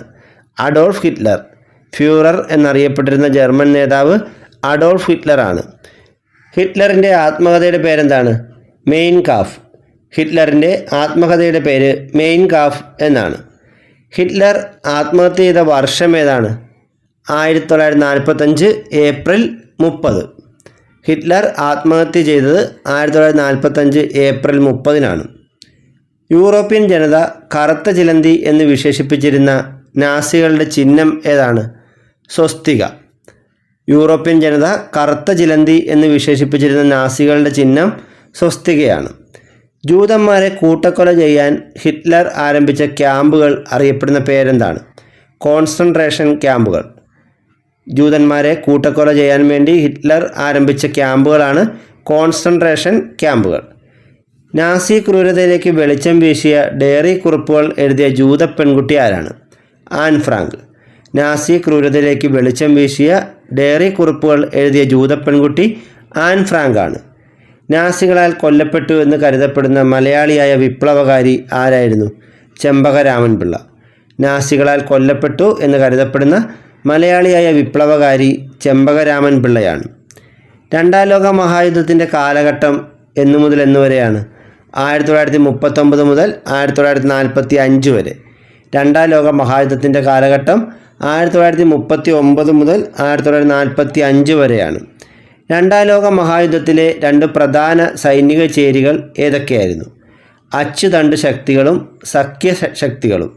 രണ്ടാം ലോക മഹായുദ്ധത്തിലെ രണ്ട് പ്രധാന സൈനിക ചേരികളായിരുന്നു അച്ചുതണ്ട് ശക്തികളും സഖ്യശക്തികളും. ഇതിൽ അച്ചുതണ്ട് ശക്തികളിൽ ഉൾപ്പെട്ടിരുന്ന രാജ്യങ്ങൾ ഏതൊക്കെയാണ്? Germany, Italy, Japan. അച്ചുതണ്ട് ശക്തികളിൽ ഉൾപ്പെട്ടിരുന്ന രാജ്യങ്ങൾ ജർമ്മനി, ഇറ്റലി, ജപ്പാൻ എന്നീ രാജ്യങ്ങളാണ്. സഖ്യശക്തികളിൽ ഉൾപ്പെട്ടിരുന്ന രാജ്യങ്ങൾ ബ്രിട്ടൻ, ഫ്രാൻസ്, ചൈന എന്നിവയാണ്. സഖ്യശക്തികളിൽ ഉൾപ്പെട്ടിരുന്നത് ബ്രിട്ടൻ, ഫ്രാൻസ്, ചൈന എന്നീ രാജ്യങ്ങളാണ്. അമേരിക്ക പിന്നീടാണ് രണ്ടാം ലോക മഹായുദ്ധത്തിലേക്ക് എത്തിപ്പെട്ടത്. രണ്ടാം ലോക മഹായുദ്ധത്തിന് ആരംഭം കുറിച്ച സംഭവം എന്താണ്? ജർമ്മനിയുടെ പോളണ്ട് ആക്രമണം. 1939 സെപ്റ്റംബർ 1 നടന്ന ജർമ്മനിയുടെ പോളണ്ട് ആക്രമണമാണ് ഒന്നാം ലോക മഹായുദ്ധത്തിന് തുടക്കം കുറിച്ച സംഭവം. അമേരിക്ക രണ്ടാം ലോക മഹായുദ്ധത്തിലേക്ക് കടന്നു വരാൻ ഉണ്ടായ കാരണം എന്താണ്? ജപ്പാൻ്റെ പേൾ ഹാർബർ ആക്രമണം. 1941 ഡിസംബർ 7 നടന്ന ജപ്പാൻ്റെ പേൾ ഹാർബർ ആക്രമണത്തോടെയാണ് അമേരിക്ക രണ്ടാം ലോക മഹായുദ്ധത്തിലേക്ക് കടന്നു വന്നത്. ജപ്പാനിൽ അണുബോംബ് പ്രയോഗിച്ച സമയത്ത് അമേരിക്കൻ പ്രസിഡന്റ് ആരായിരുന്നു? Harry S Truman. ജപ്പാനിൽ അണുബോംബ് പ്രയോഗിച്ച സമയത്ത് American president Harry S Truman ആയിരുന്നു. ആദ്യമായി അണുബോംബ് ഉപയോഗിച്ച യുദ്ധം ഏതാണ്? രണ്ടാം ലോക മഹായുദ്ധം. ആദ്യമായി അണുബോംബ് ഉപയോഗിച്ച യുദ്ധം രണ്ടാം ലോക മഹായുദ്ധമാണ്. അമേരിക്ക ഹിരോഷിമയിൽ അണുബോംബ് ആക്രമണം നടത്തിയത് എന്നാണ്? 1945 ഓഗസ്റ്റ് 6-ന്. അമേരിക്ക ഹിരോഷിമയിൽ അണുബോംബ് ആക്രമണം നടത്തിയത് 1945 ഓഗസ്റ്റ് 6-നാണ്. ഹിരോഷിമയിൽ ഉപയോഗിച്ച അണുബോംബിൻ്റെ പേരെന്താണ്? Little boy. ഹിരോഷിമയിൽ ഉപയോഗിച്ച അണുബോംബിൻ്റെ പേര് ലിറ്റിൽ ബോയ് എന്നാണ്. അമേരിക്ക നാഗസാക്കിയിൽ അണുബോംബ് ആക്രമണം നടത്തിയത് എന്നാണ്? 1945 ഓഗസ്റ്റ് 9. അമേരിക്ക നാഗസാക്കിയിൽ അണുബോംബ് ആക്രമണം നടത്തിയത് 1945 ഓഗസ്റ്റ് 9. നാഗസാക്കിയിൽ അമേരിക്ക ഉപയോഗിച്ച അണുബോംബിൻ്റെ പേരെന്താണ്? ഫാറ്റ്മാൻ. നാഗസാക്കിയിൽ അമേരിക്ക ഉപയോഗിച്ച അണുബോംബിൻ്റെ പേര് ഫാറ്റ്മാൻ എന്നാണ്. ഹിരോഷിമ നാഗസാക്കി ദുരന്തം പേറി ജീവിക്കുന്ന മനുഷ്യർ അറിയപ്പെടുന്ന പേരെന്താണ്? ഹിബാക്കുഷകൾ. ഹിരോഷിമ നാഗസാക്കി ദുരന്തം പേറി ജീവിക്കുന്ന മനുഷ്യർ അറിയപ്പെടുന്നത് ഹിബാക്കുഷകൾ എന്നാണ്. രണ്ടാം ലോക മഹായുദ്ധത്തിൻ്റെ ഭാഗമായി രൂപീകൃതമായ പശ്ചിമ ജർമ്മനിയെയും പൂർവ്വ ജർമ്മനിയെയും വേർതിരിച്ചിരുന്ന മതിൽ ഏതാണ്? ബെർലിൻ മതിൽ. രണ്ടാം ലോക മഹായുദ്ധത്തിൻ്റെ ഭാഗമായി രൂപീകൃതമായ പശ്ചിമ ജർമ്മനിയെയും പൂർവ്വ ജർമ്മനിയെയും വേർതിരിച്ചിരിക്കുന്ന മതിൽ ബെർലിൻ മതിലാണ്. ബെർലിൻ മതിൽ പൊളിച്ച വർഷം 1989. രണ്ടാം ലോക മഹായുദ്ധത്തിന് തിരശ്ശീല വീണത് എന്നാണ്? 1945 ഓഗസ്റ്റ് 14. രണ്ടാം ലോക മഹായുദ്ധത്തിന് തിരശ്ശീല വീണത് 1945 ഓഗസ്റ്റ് 14. രണ്ടാം ലോക മഹായുദ്ധത്തിൽ ആദ്യം കീഴടങ്ങിയ രാജ്യം ഏതാണ്? ഇറ്റലി. രണ്ടാം ലോക മഹായുദ്ധത്തിൽ ആദ്യം കീഴടങ്ങിയ രാജ്യം ഇറ്റലിയും അവസാനം കീഴടങ്ങിയ രാജ്യം ജപ്പാനുമാണ്. ജനാധിപത്യത്തിൻ്റെ ആയുധപ്പുര എന്നറിയപ്പെട്ടത് അമേരിക്കയാണ്. ജനാധിപത്യത്തിൻ്റെ ആയുധപ്പുര എന്നറിയപ്പെട്ടത് അമേരിക്കയാണ്. രണ്ടാം ലോക മഹായുദ്ധത്തിന് ശേഷം ശീതയുദ്ധത്തിൽ പോരടിച്ച 2 പ്രധാന രാഷ്ട്രങ്ങൾ ഏതൊക്കെയാണ്? USSRഉം USA-യും. രണ്ടാം ലോക മഹായുദ്ധത്തിന് ശേഷം ശീതയുദ്ധത്തിൽ പോരടിച്ച 2 പ്രധാന രാഷ്ട്രങ്ങൾ USSRഉം USA-യുമാണ്. ശീതസമരം എന്ന പദം ആദ്യമായി ഉപയോഗിച്ചത് ആരാണ്? Bernard Baruch. ശീതസമരം എന്ന പദം ആദ്യമായി ഉപയോഗിച്ചത് ബെർണാഡ് ബറൂച്ചാണ്. ശീതസമരം അവസാനിക്കാൻ ഉണ്ടായ പ്രധാന കാരണം എന്താണ്? സോവിയറ്റ് യൂണിയൻ്റെ തകർച്ച. ശീതസമരം അവസാനിക്കാനുണ്ടായ പ്രധാന കാരണം സോവിയറ്റ് യൂണിയൻ്റെ തകർച്ചയാണ്. ജൂതന്മാർക്കൊരു രാജ്യം സ്ഥാപിക്കുക എന്ന ലക്ഷ്യത്തോടെ രൂപീകരിക്കപ്പെട്ട പ്രസ്ഥാനം ഏതാണ്? സിയോണിസ്റ്റ് പ്രസ്ഥാനം. ജൂതന്മാർക്ക് ഒരു രാജ്യം സ്ഥാപിക്കുക എന്ന ലക്ഷ്യത്തോടെ രൂപീകരിക്കപ്പെട്ട പ്രസ്ഥാനമാണ് സിയോണിസ്റ്റ് പ്രസ്ഥാനം. ഇസ്രായേൽ എന്ന രാഷ്ട്രം രൂപീകരിച്ച വർഷം ഏതാണ്? 1948. ഇസ്രായേൽ എന്ന രാഷ്ട്രം രൂപീകരിച്ച വർഷം 1948. പാലസ്തീൻകാർക്ക് സ്വന്തമായൊരു രാജ്യം സൃഷ്ടിക്കുക എന്ന ലക്ഷ്യത്തോടെ സ്ഥാപിക്കപ്പെട്ട സംഘടന ഏതാണ്? പാലസ്തീൻ വിമോചന സംഘടന. പാലസ്തീൻകാർക്ക് സ്വന്തമായൊരു രാജ്യം സൃഷ്ടിക്കുക എന്ന ലക്ഷ്യത്തോടെ സ്ഥാപിക്കപ്പെട്ട സംഘടനയാണ് പാലസ്തീൻ വിമോചന സംഘടന. പാലസ്തീൻ വിമോചന സംഘടനയുടെ സ്ഥാപക പ്രസിഡന്റ് ആരാണ്? യാസർ അറഫത്ത്. പാലസ്തീൻ വിമോചന സംഘടനയുടെ സ്ഥാപക പ്രസിഡന്റ് യാസർ അറഫത്താണ്. ഇറാഖിലെ ഭരണാധികാരിയായ സദാം ഹുസൈൻ കുവൈറ്റിനെ ആക്രമിച്ചതിനെ തുടർന്നുണ്ടായ യുദ്ധം ഏതാണ്? ഗൾഫ് യുദ്ധം.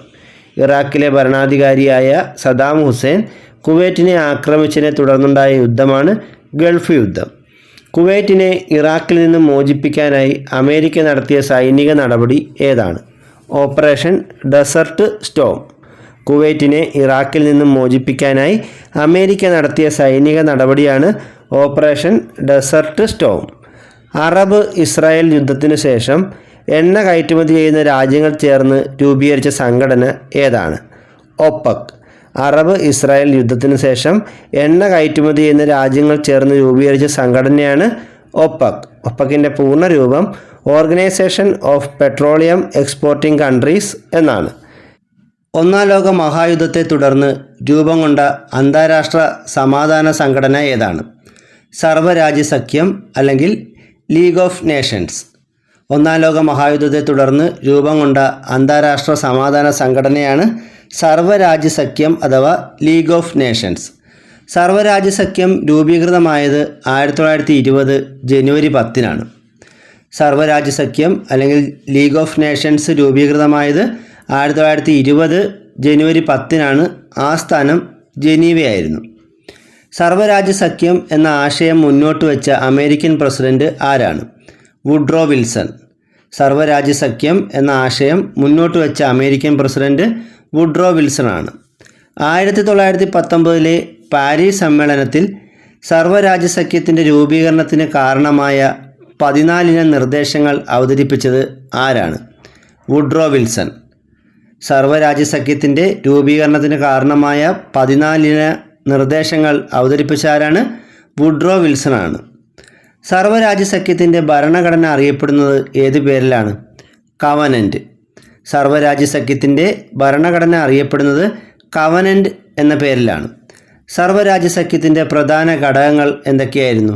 സമിതി, സഭ, സെക്രട്ടേറിയറ്റ്. സർവ്വരാജ്യ സഖ്യത്തിൻ്റെ പ്രധാന ഘടകങ്ങൾ സമിതി, സഭ, സെക്രട്ടേറിയറ്റ് എന്നിവയായിരുന്നു. സർവ്വരാജ്യ സഖ്യം പിരിച്ചുവിട്ട വർഷം ഏതാണ്? 1946 ഏപ്രിൽ 20. സർവ്വരാജ്യ സഖ്യം പിരിച്ചുവിട്ട വർഷം 1946 ഏപ്രിൽ 20 ആണ്. ലോകത്തിലെ ഏറ്റവും വലിയ അന്താരാഷ്ട്ര സംഘടന ഏതാണ്? ഐക്യരാഷ്ട്ര സംഘടന അഥവാ യുണൈറ്റഡ് നേഷൻസ് ഓർഗനൈസേഷൻ, അതാണ് UNO എന്ന് പറയുന്നത്.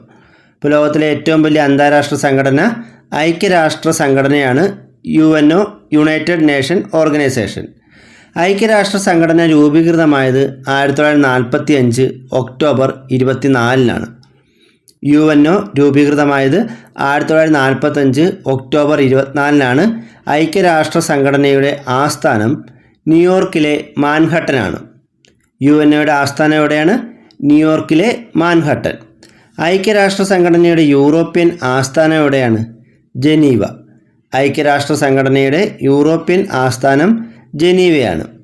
ഐക്യരാഷ്ട്ര സംഘടനയുടെ അംഗസംഖ്യ എത്രയാണ്? 193. 193 അംഗരാഷ്ട്രങ്ങളാണ് UNOയിൽ ഉള്ളത്. ഐക്യരാഷ്ട്ര സംഘടന എന്ന ആശയം മുന്നോട്ട് വെച്ച വ്യക്തി ആരാണ്? Franklin Roosevelt. ഐക്യരാഷ്ട്ര സംഘടന എന്ന ആശയം മുന്നോട്ട് വെച്ച വ്യക്തി ഫ്രാങ്ക്ലിൻ റൂസ്വെൽറ്റ് ആണ്. ഐക്യരാഷ്ട്ര സംഘടനയ്ക്ക് യുണൈറ്റഡ് നേഷൻസ് എന്ന പേര് നിർദ്ദേശിച്ചതാരാണ്? Franklin Roosevelt. ഐക്യരാഷ്ട്ര സംഘടനയ്ക്ക് യുണൈറ്റഡ് നേഷൻസ് എന്ന പേര് നിർദ്ദേശിച്ചതും ഫ്രാങ്ക്ലിൻ റൂസ്വെൽറ്റ് തന്നെയാണ്.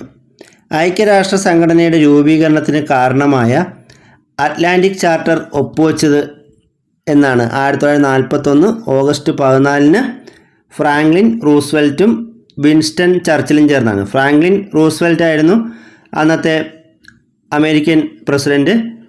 ആ സമയത്ത് ബ്രിട്ടീഷ് പ്രധാനമന്ത്രിയായ വിൻസ്റ്റൺ ചർച്ചിലും ചേർന്നാണ് 1941 ഓഗസ്റ്റ് 14-ന് ഐക്യരാഷ്ട്ര സഭയുടെ രൂപീകരണത്തിന് കാരണമായ അറ്റ്ലാന്റിക് ചാർട്ടർ ഒപ്പുവെച്ചത്. ഐക്യരാഷ്ട്ര സംഘടനയുടെ ഭരണഘടന അറിയപ്പെടുന്നത് ഏത് പേരിലാണ്? UN charter. ഐക്യരാഷ്ട്ര സംഘടനയുടെ ഭരണഘടന അറിയപ്പെടുന്നത് UN ചാർട്ടർ എന്ന പേരിലാണ്. UN ചാർട്ടർ ഒപ്പുവെച്ചത് 1945 ജൂൺ 26-ന് സാൻ ഫ്രാൻസിസ്കോ സമ്മേളനത്തിലാണ്. UN ചാർട്ടർ ഒപ്പുവെച്ചത് 1945 ജൂൺ 26-ന് സാൻ ഫ്രാൻസിസ്കോ സമ്മേളനത്തിലാണ്. UN ദിനമായി ആചരിക്കുന്നത് എന്നാണ്? ഒക്ടോബർ 24. UN ദിനമായി ആചരിക്കുന്നത് ഒക്ടോബർ 24-നാണ്. ഐക്യരാഷ്ട്ര സംഘടനയുടെ ആപ്തവാക്യം എന്താണ്? ഇത് നിങ്ങളുടെ ലോകമാണ്. ഐക്യരാഷ്ട്ര സംഘടനയുടെ ആപ്തവാക്യം ഇത് നിങ്ങളുടെ ലോകമാണ് എന്നതാണ്. UN പതാക നിലവിൽ വന്നത് എന്നാണ്? 1947 ഒക്ടോബർ 20-ന്. UN പതാക നിലവിൽ വന്നത് 1947 ഒക്ടോബർ 20-നാണ്. UN പതാകയുടെ നിറം എന്താണ്? ഇളം നീല നിറം. UN പതാകയുടെ നിറം ഇളം നീല നിറമാണ്. UN ചാർട്ടർ സംസ്കൃതത്തിലേക്ക് വിവർത്തനം ചെയ്തത് ആരാണ്? ഡോക്ടർ ജിതേന്ദ്രകുമാർ ത്രിപാഠി.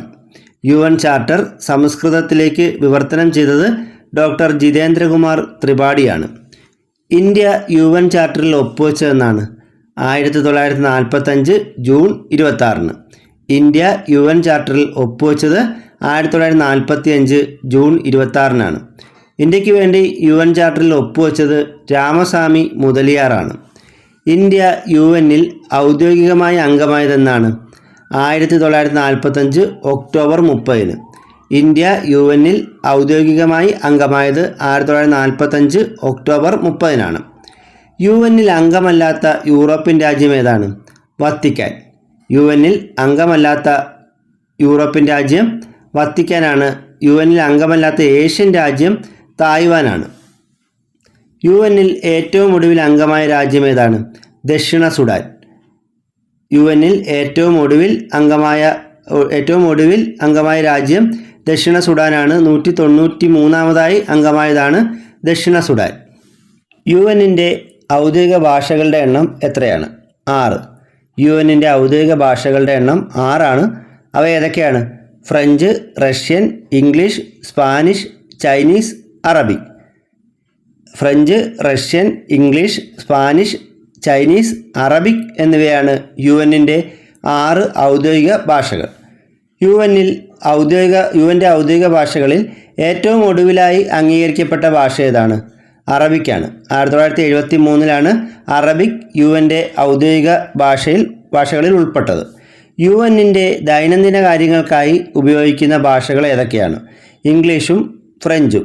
UN ദൈനംദിന കാര്യങ്ങൾക്കായി ഉപയോഗിക്കുന്ന ഭാഷകൾ ഇംഗ്ലീഷ്, ഫ്രഞ്ച് എന്നീ ഭാഷകളാണ്. ഐക്യരാഷ്ട്ര സംഘടനയുടെ ഏറ്റവും വലിയ ഘടകം ഏതാണ്? പൊതുസഭയാണ്. ഐക്യരാഷ്ട്ര സംഘടനയുടെ ഏറ്റവും വലിയ ഘടകം പൊതുസഭയാണ്. പൊതുസഭയുടെ ആസ്ഥാനം ന്യൂയോർക്കാണ്. ലോക പാർലമെൻറ്റ്, രാഷ്ട്രങ്ങളുടെ പാർലമെൻറ്റ് എന്നിങ്ങനെ അറിയപ്പെടുന്നത് UN പൊതുസഭയാണ്.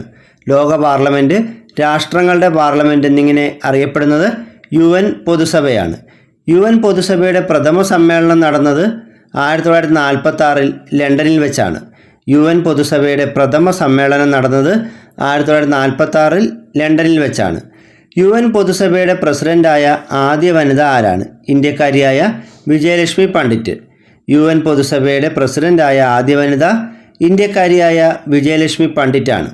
UN പൊതുസഭയുടെ വാർഷിക സമ്മേളനങ്ങൾ നടക്കുന്നത് എപ്പോഴാണ്? സെപ്റ്റംബർ 1 ശേഷമുള്ള ആദ്യ ചൊവ്വാഴ്ച മുതൽ 2 ആഴ്ചക്കാലം.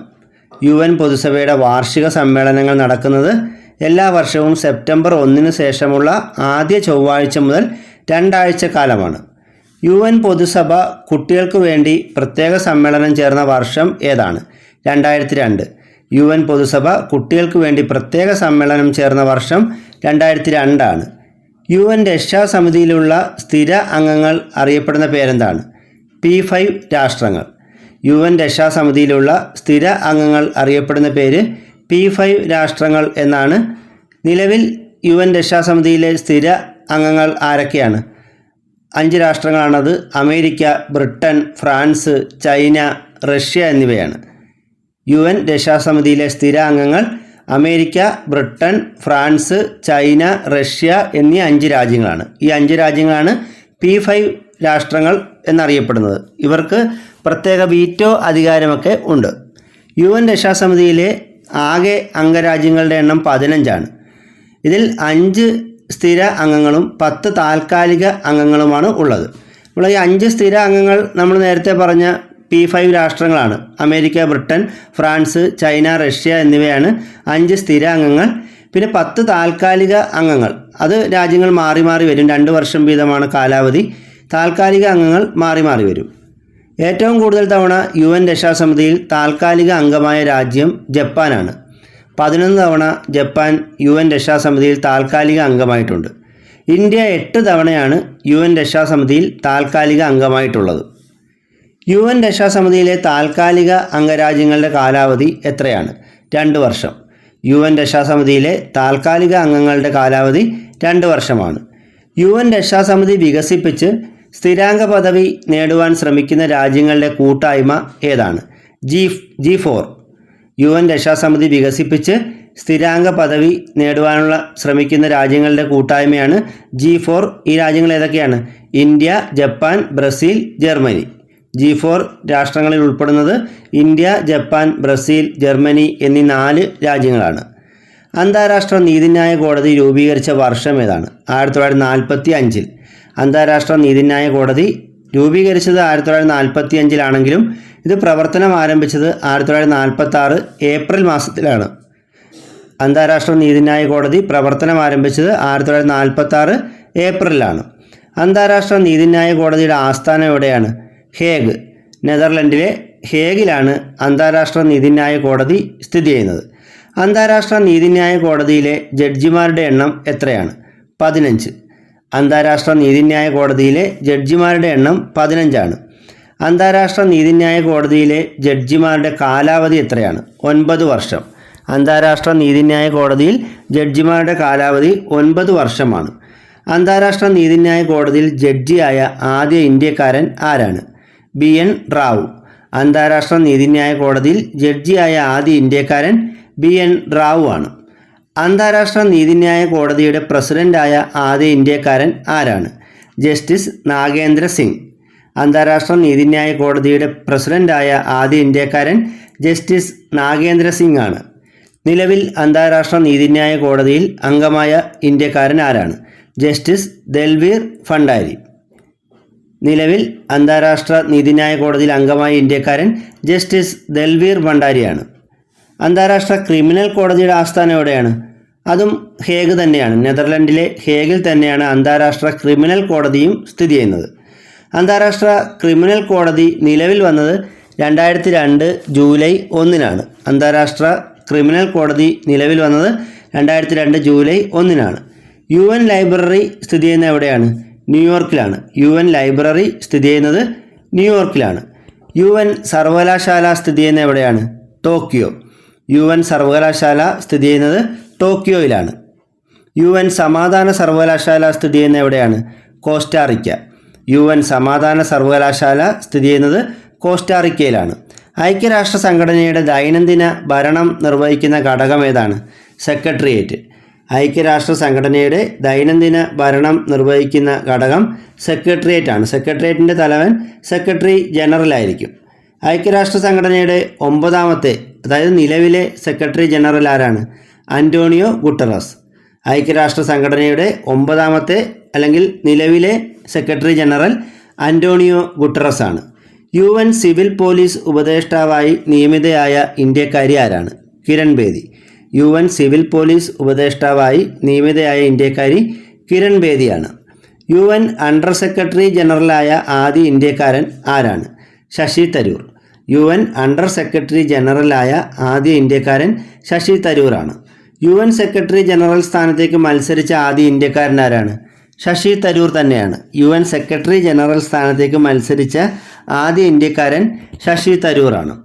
UN പബ്ലിക് ഇൻഫർമേഷൻ മേധാവിയായി പ്രവർത്തിച്ച മലയാളി ആരാണ്? Shashi Tharoor. UN public information മേധാവിയായി പ്രവർത്തിച്ച മലയാളി ശശി തരൂറാണ്.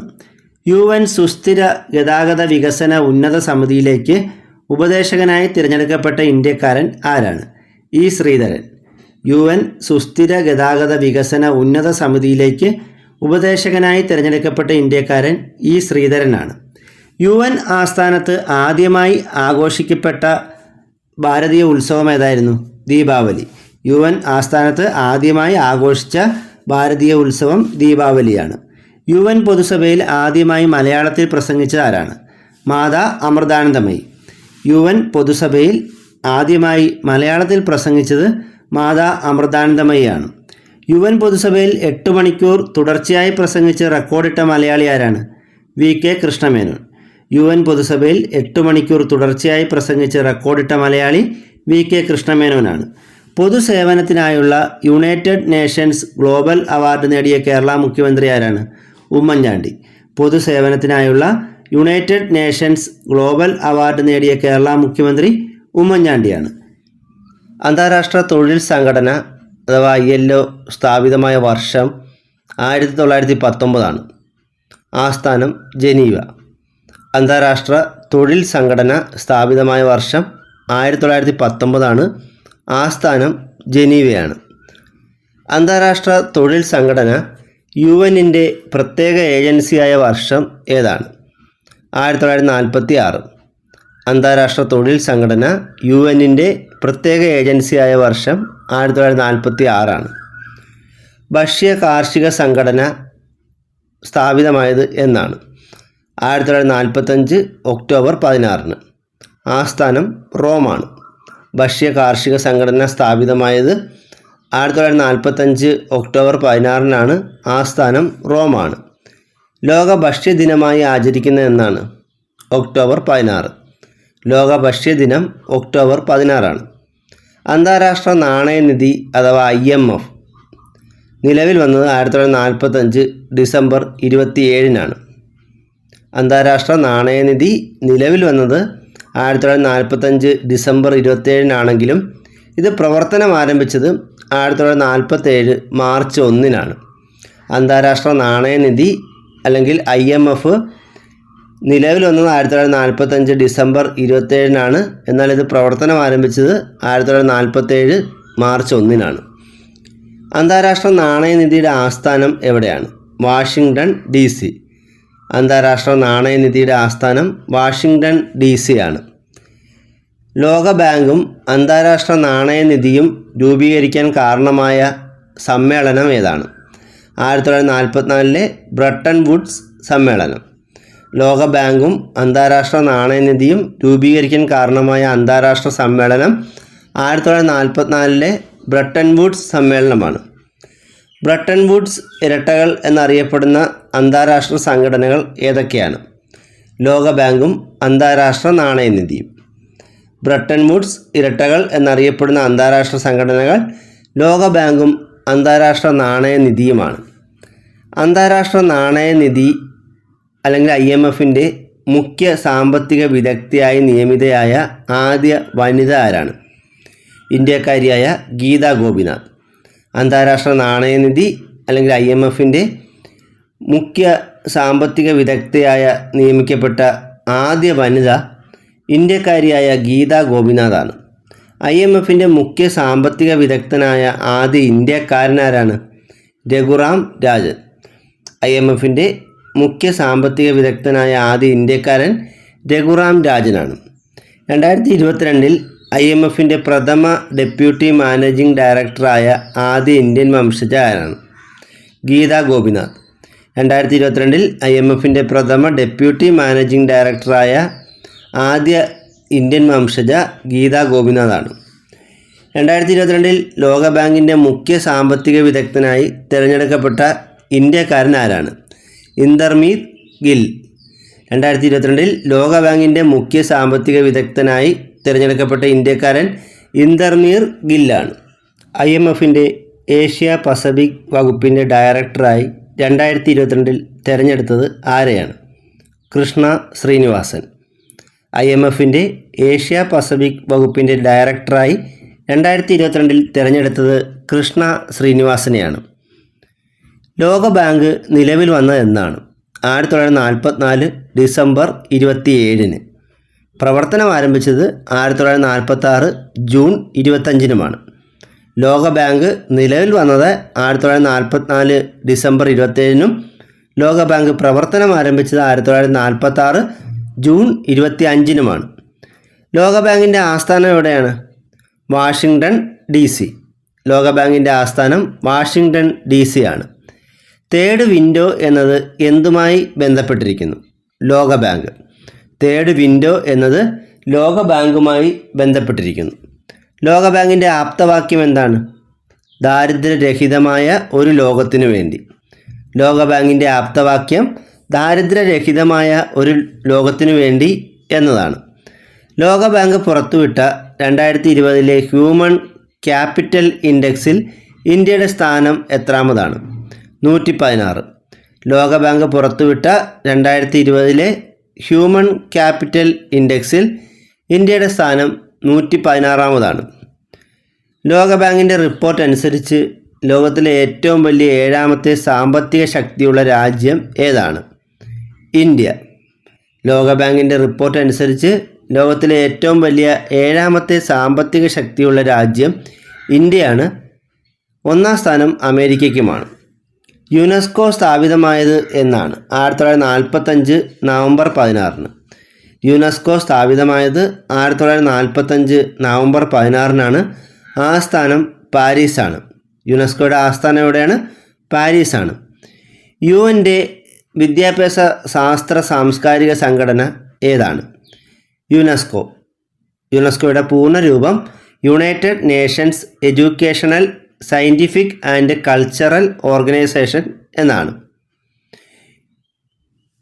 ലോകരാജ്യങ്ങളിൽ സംരക്ഷിക്കപ്പെടേണ്ട സ്മാരകങ്ങളെയും പരിസ്ഥിതി പ്രാധാന്യമുള്ള പ്രദേശങ്ങളെയും ഉൾപ്പെടുത്തി യുനെസ്കോ തയ്യാറാക്കുന്ന പട്ടികയാണ് ലോക പൈതൃക പട്ടിക അഥവാ വേൾഡ് ഹെറിറ്റേജ് ലിസ്റ്റ്. ലോകരാജ്യങ്ങളിൽ സംരക്ഷിക്കപ്പെടേണ്ട സ്മാരകങ്ങളെയും പരിസ്ഥിതി പ്രാധാന്യമുള്ള പ്രദേശങ്ങളെയും ഉൾപ്പെടുത്തി യുനെസ്കോ തയ്യാറാക്കുന്ന പട്ടികയാണ് ലോക പൈതൃക പട്ടിക. നിലവിൽ ലോക പൈതൃക കേന്ദ്രങ്ങൾ സന്ദർശിക്കാനുള്ള നിരക്ക് എത്രയാണ്? 30 രൂപ. പഴയ നിരക്ക് 10 രൂപയായിരുന്നു.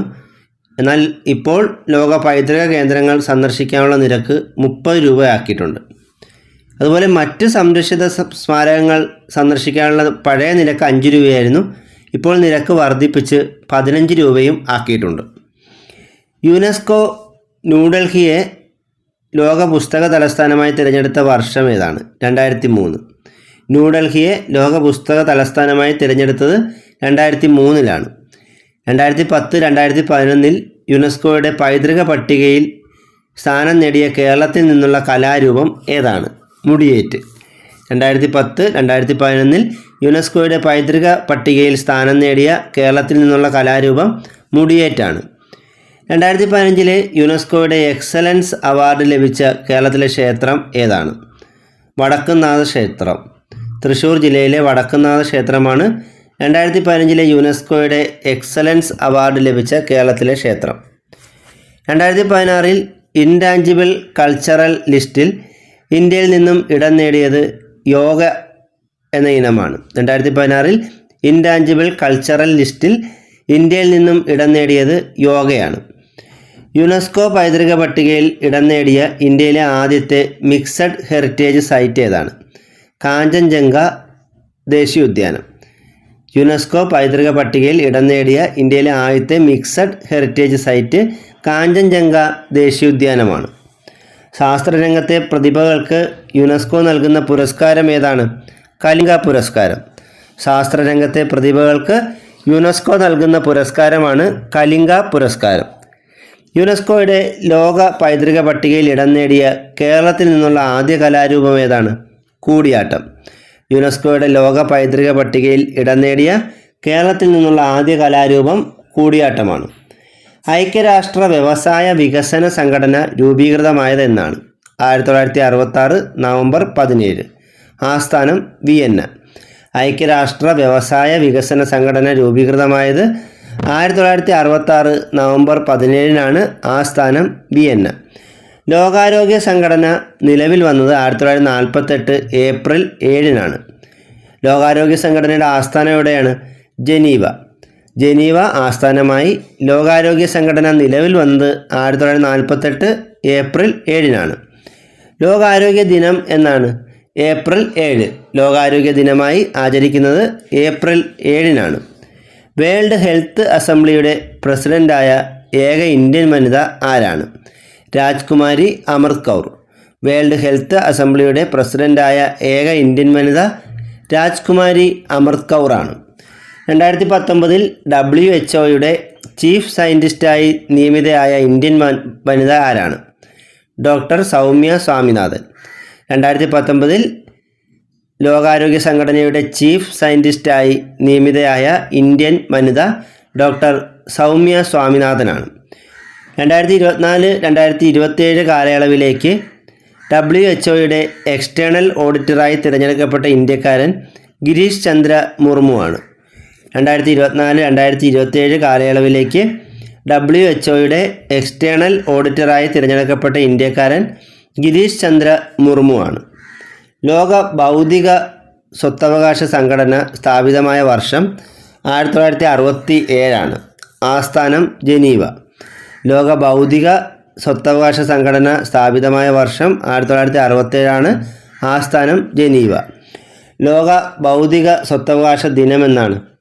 ഏപ്രിൽ 26. ലോക ബൗദ്ധിക സ്വത്തവകാശ ദിനം ഏപ്രിൽ 26-ആണ്. ലോക കാലാവസ്ഥാ സംഘടന സ്ഥാപിതമായ വർഷം ഏതാണ്? 1950 മാർച്ച് 23. ലോക കാലാവസ്ഥാ സംഘടന സ്ഥാപിതമായ വർഷം 1950 മാർച്ച് 23-ആണ്. ആസ്ഥാനം ജനീവയാണ്. ലോക വിനോദസഞ്ചാര ദിനം എന്നാണ്? സെപ്റ്റംബർ 27. ലോക വിനോദസഞ്ചാര ദിനം സെപ്റ്റംബർ 27-ആണ്. ദേശീയ വിനോദസഞ്ചാര ദിനം എന്നാണ്? ജനുവരി 25. ദേശീയ വിനോദസഞ്ചാര ദിനം ജനുവരി 25-ആണ്. അന്താരാഷ്ട്ര തപാൽ യൂണിയൻ സ്ഥാപിതമായത് 1874 ഒക്ടോബർ 9-നാണ്. ആസ്ഥാനം ബേൺ.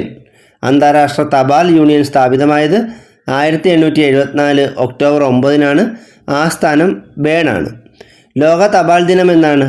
ഒക്ടോബർ 9. ലോക തപാൽ ദിനം ഒക്ടോബർ 9-ആണ്. ദേശീയ തപാൽ ദിനം ഒക്ടോബർ 10 ദേശീയ തപാൽ ദിനം ഒക്ടോബർ 10. ലോക വ്യാപാര സംഘടന സ്ഥാപിതമായത് 1995 ജനുവരി 1. ആസ്ഥാനം ജനീവ. ലോക വ്യാപാര സംഘടന സ്ഥാപിതമായത് 1995 ജനുവരി 1. ആസ്ഥാനം ജനീവ. ലോക വ്യാപാര സംഘടനയുടെ മുൻഗാമി എന്നറിയപ്പെടുന്ന കരാർ ഏതാണ്? ഗാട്ട് കരാർ. ലോക വ്യാപാര സംഘടനയുടെ മുൻഗാമി എന്നറിയപ്പെടുന്ന കരാർ ഗാട്ട് കരാറാണ്. ശിശുക്ഷേമത്തിനായി പ്രവർത്തിക്കുന്ന ഐക്യരാഷ്ട്രസഭയുടെ പ്രത്യേക ഏജൻസിയായ യുനിസെഫ് പ്രവർത്തനം ആരംഭിച്ചതെന്നാണ്? 1946 ഡിസംബർ 11. ആസ്ഥാനം ന്യൂയോർക്ക്. യുനിസെഫ് പ്രവർത്തനം ആരംഭിച്ചത് 1946 ഡിസംബർ 11. യുനിസെഫിൻ്റെ ആസ്ഥാനം ന്യൂയോർക്കാണ്. ക്രിപ്റ്റോ കറൻസി ഉപയോഗിച്ച് പണമിടപാട് നടത്തിയ ആദ്യ ഐക്യരാഷ്ട്ര സംഘടന ഏതാണ്? യുനിസെഫ്. ക്രിപ്റ്റോ കറൻസി ഉപയോഗിച്ച് പണമിടപാട് നടത്തിയ ആദ്യ ഐക്യരാഷ്ട്ര സംഘടന യുനിസെഫാണ്. സ്ത്രീകളുടെ ക്ഷേമത്തിനായി പ്രവർത്തിക്കുന്ന ഐക്യരാഷ്ട്രസഭയുടെ പ്രത്യേക ഏജൻസിയായ UN വിമൺ സ്ഥാപിതമായതെന്നാണ്? 2010 ജൂലൈയിലാണ്. ഇത് പ്രവർത്തനം ആരംഭിച്ചത് 2011 ജനുവരി 1. UN വിമൺ എന്ന ഐക്യരാഷ്ട്രസഭയുടെ പ്രത്യേക ഏജൻസി സ്ഥാപിതമായത് 2010 ജൂലൈയിലാണ്. പ്രവർത്തനം ആരംഭിച്ചത് 2011 ജനുവരി 1. UN വിമണിൻ്റെ ആസ്ഥാനം എവിടെയാണ്? ന്യൂയോർക്കാണ്. UN വിമണിൻ്റെ ഡെപ്യൂട്ടി എക്സിക്യൂട്ടീവ് ഡയറക്ടറായി നിയമിതയായ ആദ്യ ഇന്ത്യൻ വംശജ ആരാണ്? അനിത ഭാട്ടിയ. UN വിമണിൻ്റെ ഡെപ്യൂട്ടി എക്സിക്യൂട്ടീവ് ഡയറക്ടറായി നിയമിതയായ ആദ്യ ഇന്ത്യൻ വംശജ അനിത ഭാട്ടിയാണ്. കോമൺവെൽത്തിൻ്റെ ആസ്ഥാനം മാൽബറോ ഹൗസാണ്. ലണ്ടനിലെ മാൽബറോ ഹൗസാണ് കോമൺവെൽത്തിൻ്റെ ആസ്ഥാനം. കോമൺവെൽത്ത് ദിനമായി ആചരിക്കുന്ന എന്നാണ്? മാർച്ചിലെ 2ാമത്തെ തിങ്കളാഴ്ച. കോമൺവെൽത്ത് ദിനമായി ആചരിക്കുന്നത് മാർച്ച് മാസത്തിലെ 2ാമത്തെ തിങ്കളാഴ്ചയാണ്. കോമൺവെൽത്ത് രൂപീകരണത്തിന് കാരണമായ സമ്മേളനം ഏതാണ്? 1926 ഇമ്പീരിയൽ സമ്മേളനം. കോമൺവെൽത്ത് രൂപീകരണത്തിന് കാരണമായ സമ്മേളനം 1926 ഇമ്പീരിയൽ സമ്മേളനമാണ്. 2019 കോമൺവെൽത്തിൻ്റെ ലേണിംഗ് ഗുഡ്വിൽ അംബാസിഡറായി നിയമിതയായ മലയാളി ആരാണ്? കാർത്യായനി അമ്മ. 2019 കോമൺവെൽത്തിൻ്റെ ലേണിംഗ് ഗുഡ്വിൽ അംബാസിഡറായി നിയമിതയായ മലയാളി കാർത്യായനി അമ്മയാണ്. 2019 ഏഷ്യൻ റീജിയനിലേക്കുള്ള കോമൺവെൽത്ത് യൂത്ത് അവാർഡ് നേടിയ ഇന്ത്യക്കാരൻ ആരാണ്? പത്മനാഭൻ ഗോപാലൻ. 2019 ഏഷ്യൻ റീജിയനിലേക്കുള്ള കോമൺവെൽത്ത് യൂത്ത് അവാർഡ് നേടിയ ഇന്ത്യക്കാരൻ പത്മനാഭൻ ഗോപാലനാണ്. സാർക്ക് എന്ന സംഘടന സ്ഥാപിതമായതെന്നാണ്? 1985 ഡിസംബർ 8 സാർക്ക് സ്ഥാപിതമായത്. സാർക്കിൻ്റെ ആസ്ഥാനം എവിടെയാണ്? നേപ്പാളിലെ കാഠ്മണ്ഡു. സാർക്ക് സ്ഥാപിതമായത് 1985 ഡിസംബർ 8 സാർക്കിൻ്റെ ആസ്ഥാനം നേപ്പാളിലെ കാഠ്മണ്ഡുവാണ്. സാർക്കിലെ അംഗരാജ്യങ്ങൾ ഏതൊക്കെയാണ്? 8 അംഗരാജ്യങ്ങളാണ് സാർക്കിലുള്ളത്. ഇന്ത്യ, പാകിസ്ഥാൻ, അഫ്ഗാനിസ്ഥാൻ, നേപ്പാൾ, മാലിദ്വീപ്, ബംഗ്ലാദേശ്, ഭൂട്ടാൻ, ശ്രീലങ്ക.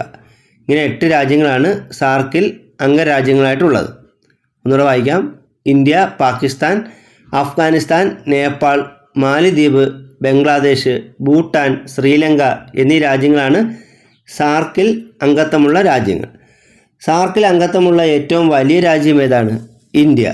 സാർക്കിൽ അംഗത്വമുള്ള ഏറ്റവും വലിയ രാജ്യം ഇന്ത്യയും സാർക്കിൽ അംഗത്വമുള്ള ഏറ്റവും ചെറിയ രാജ്യം മാലിദ്വീപുമാണ്. സാർക്കിൻ്റെ ആദ്യ സമ്മേളനത്തിന് വേദിയായ നഗരം ഏതാണ്? ധാക്ക. ബംഗ്ലാദേശിൻ്റെ തലസ്ഥാനമായ ധാക്കയിലാണ് 1985 സാർക്കിൻ്റെ ആദ്യ സമ്മേളനം നടന്നത്. ഇന്ത്യ സാർക്ക് സമ്മേളനത്തിന് വേദിയായ വർഷങ്ങൾ ഏതൊക്കെയാണ്? 1986, 1995, 2007. 1986, 1995, 2007 എന്നീ 3 തവണയാണ് ഇന്ത്യ സാർക്ക് സമ്മേളനത്തിന് വേദിയായിട്ടുള്ളത്. ഏറ്റവും അവസാനം സാർക്കിൽ അംഗമായ രാജ്യം ഏതാണ്? അഫ്ഗാനിസ്ഥാൻ. അഫ്ഗാനിസ്ഥാനാണ് ഏറ്റവും അവസാനം സാർക്കിൽ അംഗമായത്. 2007 അഫ്ഗാനിസ്ഥാൻ സാർക്കിൽ അംഗമാകുന്നത്. സാർക്ക് സമ്മേളനത്തിന് വേദിയായ ആദ്യ ഇന്ത്യൻ നഗരം ബാംഗ്ലൂരാണ്. 1986 സാർക്കിൻ്റെ സമ്മേളനം നടന്നത് ബാംഗ്ലൂരാണ്. പിന്നീട് 2 തവണ സാർക്കിൻ്റെ സമ്മേളനം 1995-ലും 2007-ലും നടന്നത് ന്യൂഡൽഹിയിൽ വെച്ചാണ്. സാർക്ക് ഡിസാസ്റ്റർ മാനേജ്മെൻറ്റ് സെൻറ്ററിൻ്റെ ആസ്ഥാനം എവിടെയാണ്? ഗുജറാത്ത്. സാർക്ക് ഡിസാസ്റ്റർ മാനേജ്മെൻറ്റ് സെൻറ്ററിൻ്റെ ആസ്ഥാനം ഗുജറാത്താണ്. ആസിയാൻ സ്ഥാപിതമായത് 1967 ഓഗസ്റ്റ് 8-നാണ്. ആസ്ഥാനം ജക്കാർത്ത. ആസിയാൻ സ്ഥാപിതമായത് 1967 ഓഗസ്റ്റ് 8-നാണ്. ആസ്ഥാനം ഇന്തോനേഷ്യയിലെ ജക്കാർത്തയാണ്. ആസിയാൻ ദിനം എന്നാണ്? ഓഗസ്റ്റ് 8. ആസിയാൻ ദിനം ആഗസ്റ്റ് 8-ആണ്. ഓർത്തിരിക്കാൻ എളുപ്പമാണ്. ആസിയാൻ ദിനം ആഗസ്റ്റ് 8. ഇൻഡോ ആസിയാൻ വ്യാപാര കരാർ ഒപ്പുവെച്ച വർഷം ഏതാണ്? 2009 ഓഗസ്റ്റ് 13. ഇൻഡോ ആസിയാൻ വ്യാപാര കരാർ ഒപ്പുവെച്ച വർഷം 2009 ഓഗസ്റ്റ് 13-നാണ്. ഇൻഡോ ആസിയാൻ വ്യാപാര കരാർ നിലവിൽ വന്നത് 2010 ജനുവരി 1-നുമാണ്. 47ാമത് ആസിയാൻ ഉച്ചകോടി 2023 നടന്നത് എവിടെ വെച്ചാണ്? ഇന്തോനേഷ്യ. 47ാമത് ആസിയാൻ ഉച്ചകോടി 2023 നടന്നത് ഇന്തോനേഷ്യയിൽ വെച്ചാണ്. ആസിയാൻ അംഗരാജ്യങ്ങളിലെ മരുന്ന് നിർമ്മാണ കമ്പനികൾ സംരക്ഷിത ഗ്രൂപ്പിൽ ഉൾപ്പെടുത്തിയ വൃക്ഷം ഏതാണ്? ആര്യവേപ്പ്. ആസിയാൻ അംഗരാജ്യങ്ങളിലെ മരുന്ന് നിർമ്മാണ കമ്പനികൾ സംരക്ഷിത ഗ്രൂപ്പിൽ ഉൾപ്പെടുത്തിയ വൃക്ഷം ആര്യവേപ്പാണ്. ഏഷ്യൻ വികസന ബാങ്ക് സ്ഥാപിതമായതെന്നാണ്? 1966 ഡിസംബർ 19. ഏഷ്യൻ വികസന ബാങ്ക് സ്ഥാപിതമായത് 1966 ഡിസംബർ 19-നാണ്. ആസ്ഥാനം മനിലയാണ്. ഏഷ്യൻ വികസന ബാങ്കിൻ്റെ അതായത് ADBയുടെ ആസ്ഥാനം ഫിലിപ്പൈൻസിലെ മനിലയാണ്. 2020 ഏഷ്യൻ ഡെവലപ്മെൻറ്റ് ബാങ്കിൻ്റെ വൈസ് പ്രസിഡൻ്റായി നിയമിതനായ ഇന്ത്യക്കാരൻ ആരാണ്? അശോക് ലവാസ. 2020 ഏഷ്യൻ ഡെവലപ്മെൻറ്റ് ബാങ്കിൻ്റെ വൈസ് പ്രസിഡൻ്റായി നിയമിതനായ ഇന്ത്യക്കാരൻ അശോക് ലവാസയാണ്. 2022 ഏഷ്യൻ ഇൻഫ്രാസ്ട്രക്ചർ ഇൻവെസ്റ്റ്മെൻറ്റ് ബാങ്കിൻ്റെ പ്രസിഡൻ്റായി നിയമിതനായ ഇന്ത്യക്കാരൻ ആരാണ്? Urjit Patel. 2022 Asian infrastructure investment ബാങ്കിൻ്റെ പ്രസിഡൻ്റായി നിയമിതനായ ഇന്ത്യക്കാരൻ ഊർജിത് പട്ടേലാണ്. യൂറോപ്യൻ യൂണിയൻ സ്ഥാപിതമായത് 1993-ലാണ്. ആസ്ഥാനം ബ്രസൽസ്.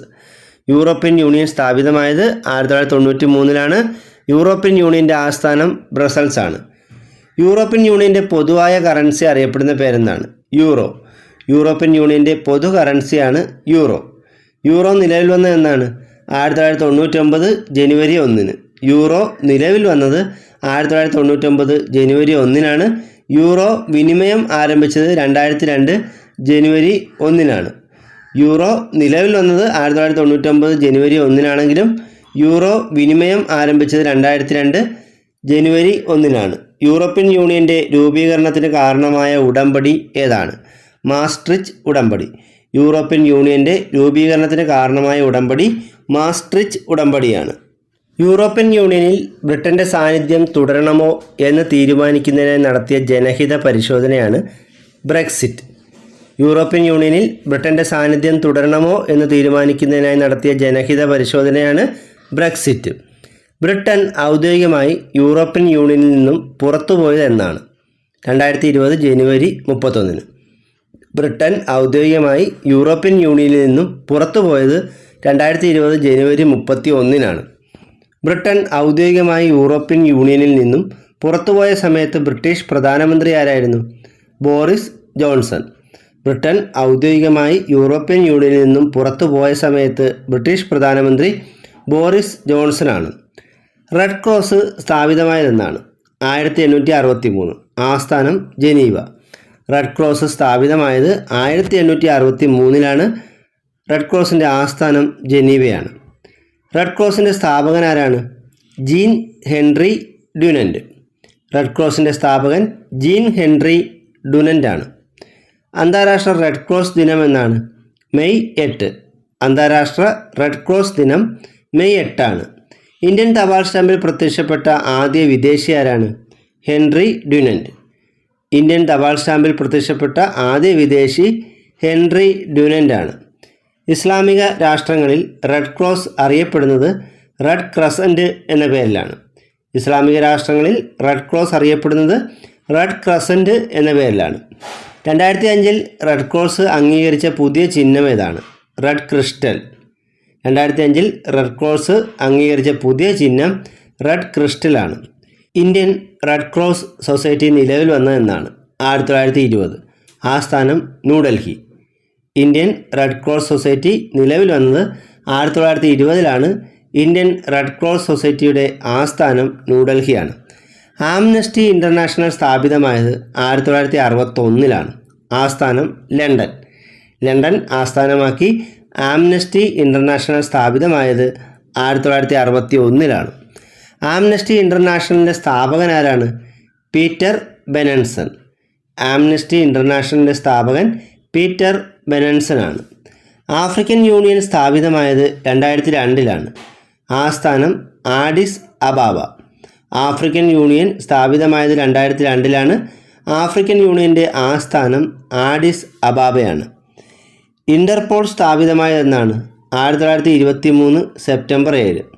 ഇൻ്റർപോൾ സ്ഥാപിതമായത് 1923 സെപ്റ്റംബർ 7 ഇൻ്റർപോളിൻ്റെ ആസ്ഥാനം ഫ്രാൻസിലെ ലിയോണാണ്. ഇൻ്റർപോളിൻ്റെ ആസ്ഥാനം ഫ്രാൻസിലെ ലിയോണാണ്. ഇന്ത്യയിൽ ഇൻ്റർപോളിനെ പ്രതിനിധീകരിക്കുന്നത് CBI ആണ്. ഇന്ത്യയിൽ ഇൻ്റർപോളിനെ പ്രതിനിധീകരിക്കുന്നത് CBI ആണ്. ഒപെക് സ്ഥാപിതമായത് 1960 ആസ്ഥാനം വിയന്ന. ഒപെക് സ്ഥാപിതമായ വർഷം ഏതാണ്? 1960. ഒപെക്കിൻ്റെ ആസ്ഥാനം വിയന്നയാണ്. പെട്രോളിയം ഉൽപ്പാദകരായ രാജ്യങ്ങളുടെ സംഘടനയാണ് ഒപെക്. നാറ്റോ സ്ഥാപിതമായത് 1949 ഏപ്രിൽ 4 നാറ്റോയുടെ ആസ്ഥാനം ബ്രസൽസ് ആണ്. നാറ്റോ സ്ഥാപിതമായത് 1949 ഏപ്രിൽ 4 ആസ്ഥാനം ബ്രസൽസ്. ലോകത്ത് വ്യാവസായികമായി വികസിച്ചതും ഉയർന്നു വരുന്നതുമായ പ്രമുഖ രാജ്യങ്ങളുടെ കൂട്ടായ്മയാണ് G20. G20 എന്ന കൂട്ടായ്മ നിലവിൽ വന്ന വർഷം 1999 G20 നിലവിൽ വന്ന വർഷം 1999 G20യുടെ 2024 ഉച്ചകോടിയുടെ വേദി ബ്രസീലാണ്. 2023 G20 നടന്ന എവിടെയാണ്? ഇന്ത്യയിലാണ്. 2023 G20 ഉച്ചകോടി നടന്നത് ഇന്ത്യയിലാണ്. ബ്രിക്സ് സ്ഥാപിതമായത് 2006 ബ്രിക്സ് എന്ന സംഘടന സ്ഥാപിതമായത് 2006 അറബ് ലീഗിൻ്റെ ആസ്ഥാനം എവിടെയാണ്? കെയ്റോ. അറബ് ലീഗിൻ്റെ ആസ്ഥാനം കെയ്റോയാണ്, ഈജിപ്തിലെ കെയ്റോ. 1907 ജനീവ ആസ്ഥാനമാക്കി സ്ഥാപിതമായ സ്കൗട്ട്സ് ആൻഡ് ഗൈഡ്സിൻ്റെ സ്ഥാപകൻ ആരാണ്? Baden Powell. 1907 ജനീവ ആസ്ഥാനമാക്കി സ്ഥാപിതമായ സ്കൗട്ട്സ് ആൻഡ് ഗൈഡ്സിൻ്റെ സ്ഥാപകൻ ബേഡൻ പവലാണ്. അന്താരാഷ്ട്ര മാരിടൈം സംഘടനയുടെ ആസ്ഥാനം എവിടെയാണ്? ലണ്ടൻ. അന്താരാഷ്ട്ര മാരിടൈം സംഘടനയുടെ ആസ്ഥാനം ലണ്ടനാണ്. 2023 ക്വാഡ് ഉച്ചകോടിയുടെ വേദി എവിടെയായിരുന്നു? ഹിരോഷിമ. ജപ്പാനിലെ ഹിരോഷിമയാണ് 2023 ക്വാഡ് ഉച്ചകോടിയുടെ വേദി. 2012 ബ്രിക്സ് ഉച്ചകോടിയുടെ വേദി ഇന്ത്യയായിരുന്നു. 2012 ബ്രിക്സ് ഉച്ചകോടിയുടെ വേദി ഇന്ത്യയായിരുന്നു. ഇന്നത്തെ ക്ലാസ് ഇവിടെ അവസാനിച്ചിരിക്കുകയാണ്. കൂടുതൽ അറിവുകളുമായി മറ്റൊരു ക്ലാസ്സിൽ വീണ്ടും കാണാം. Thank you.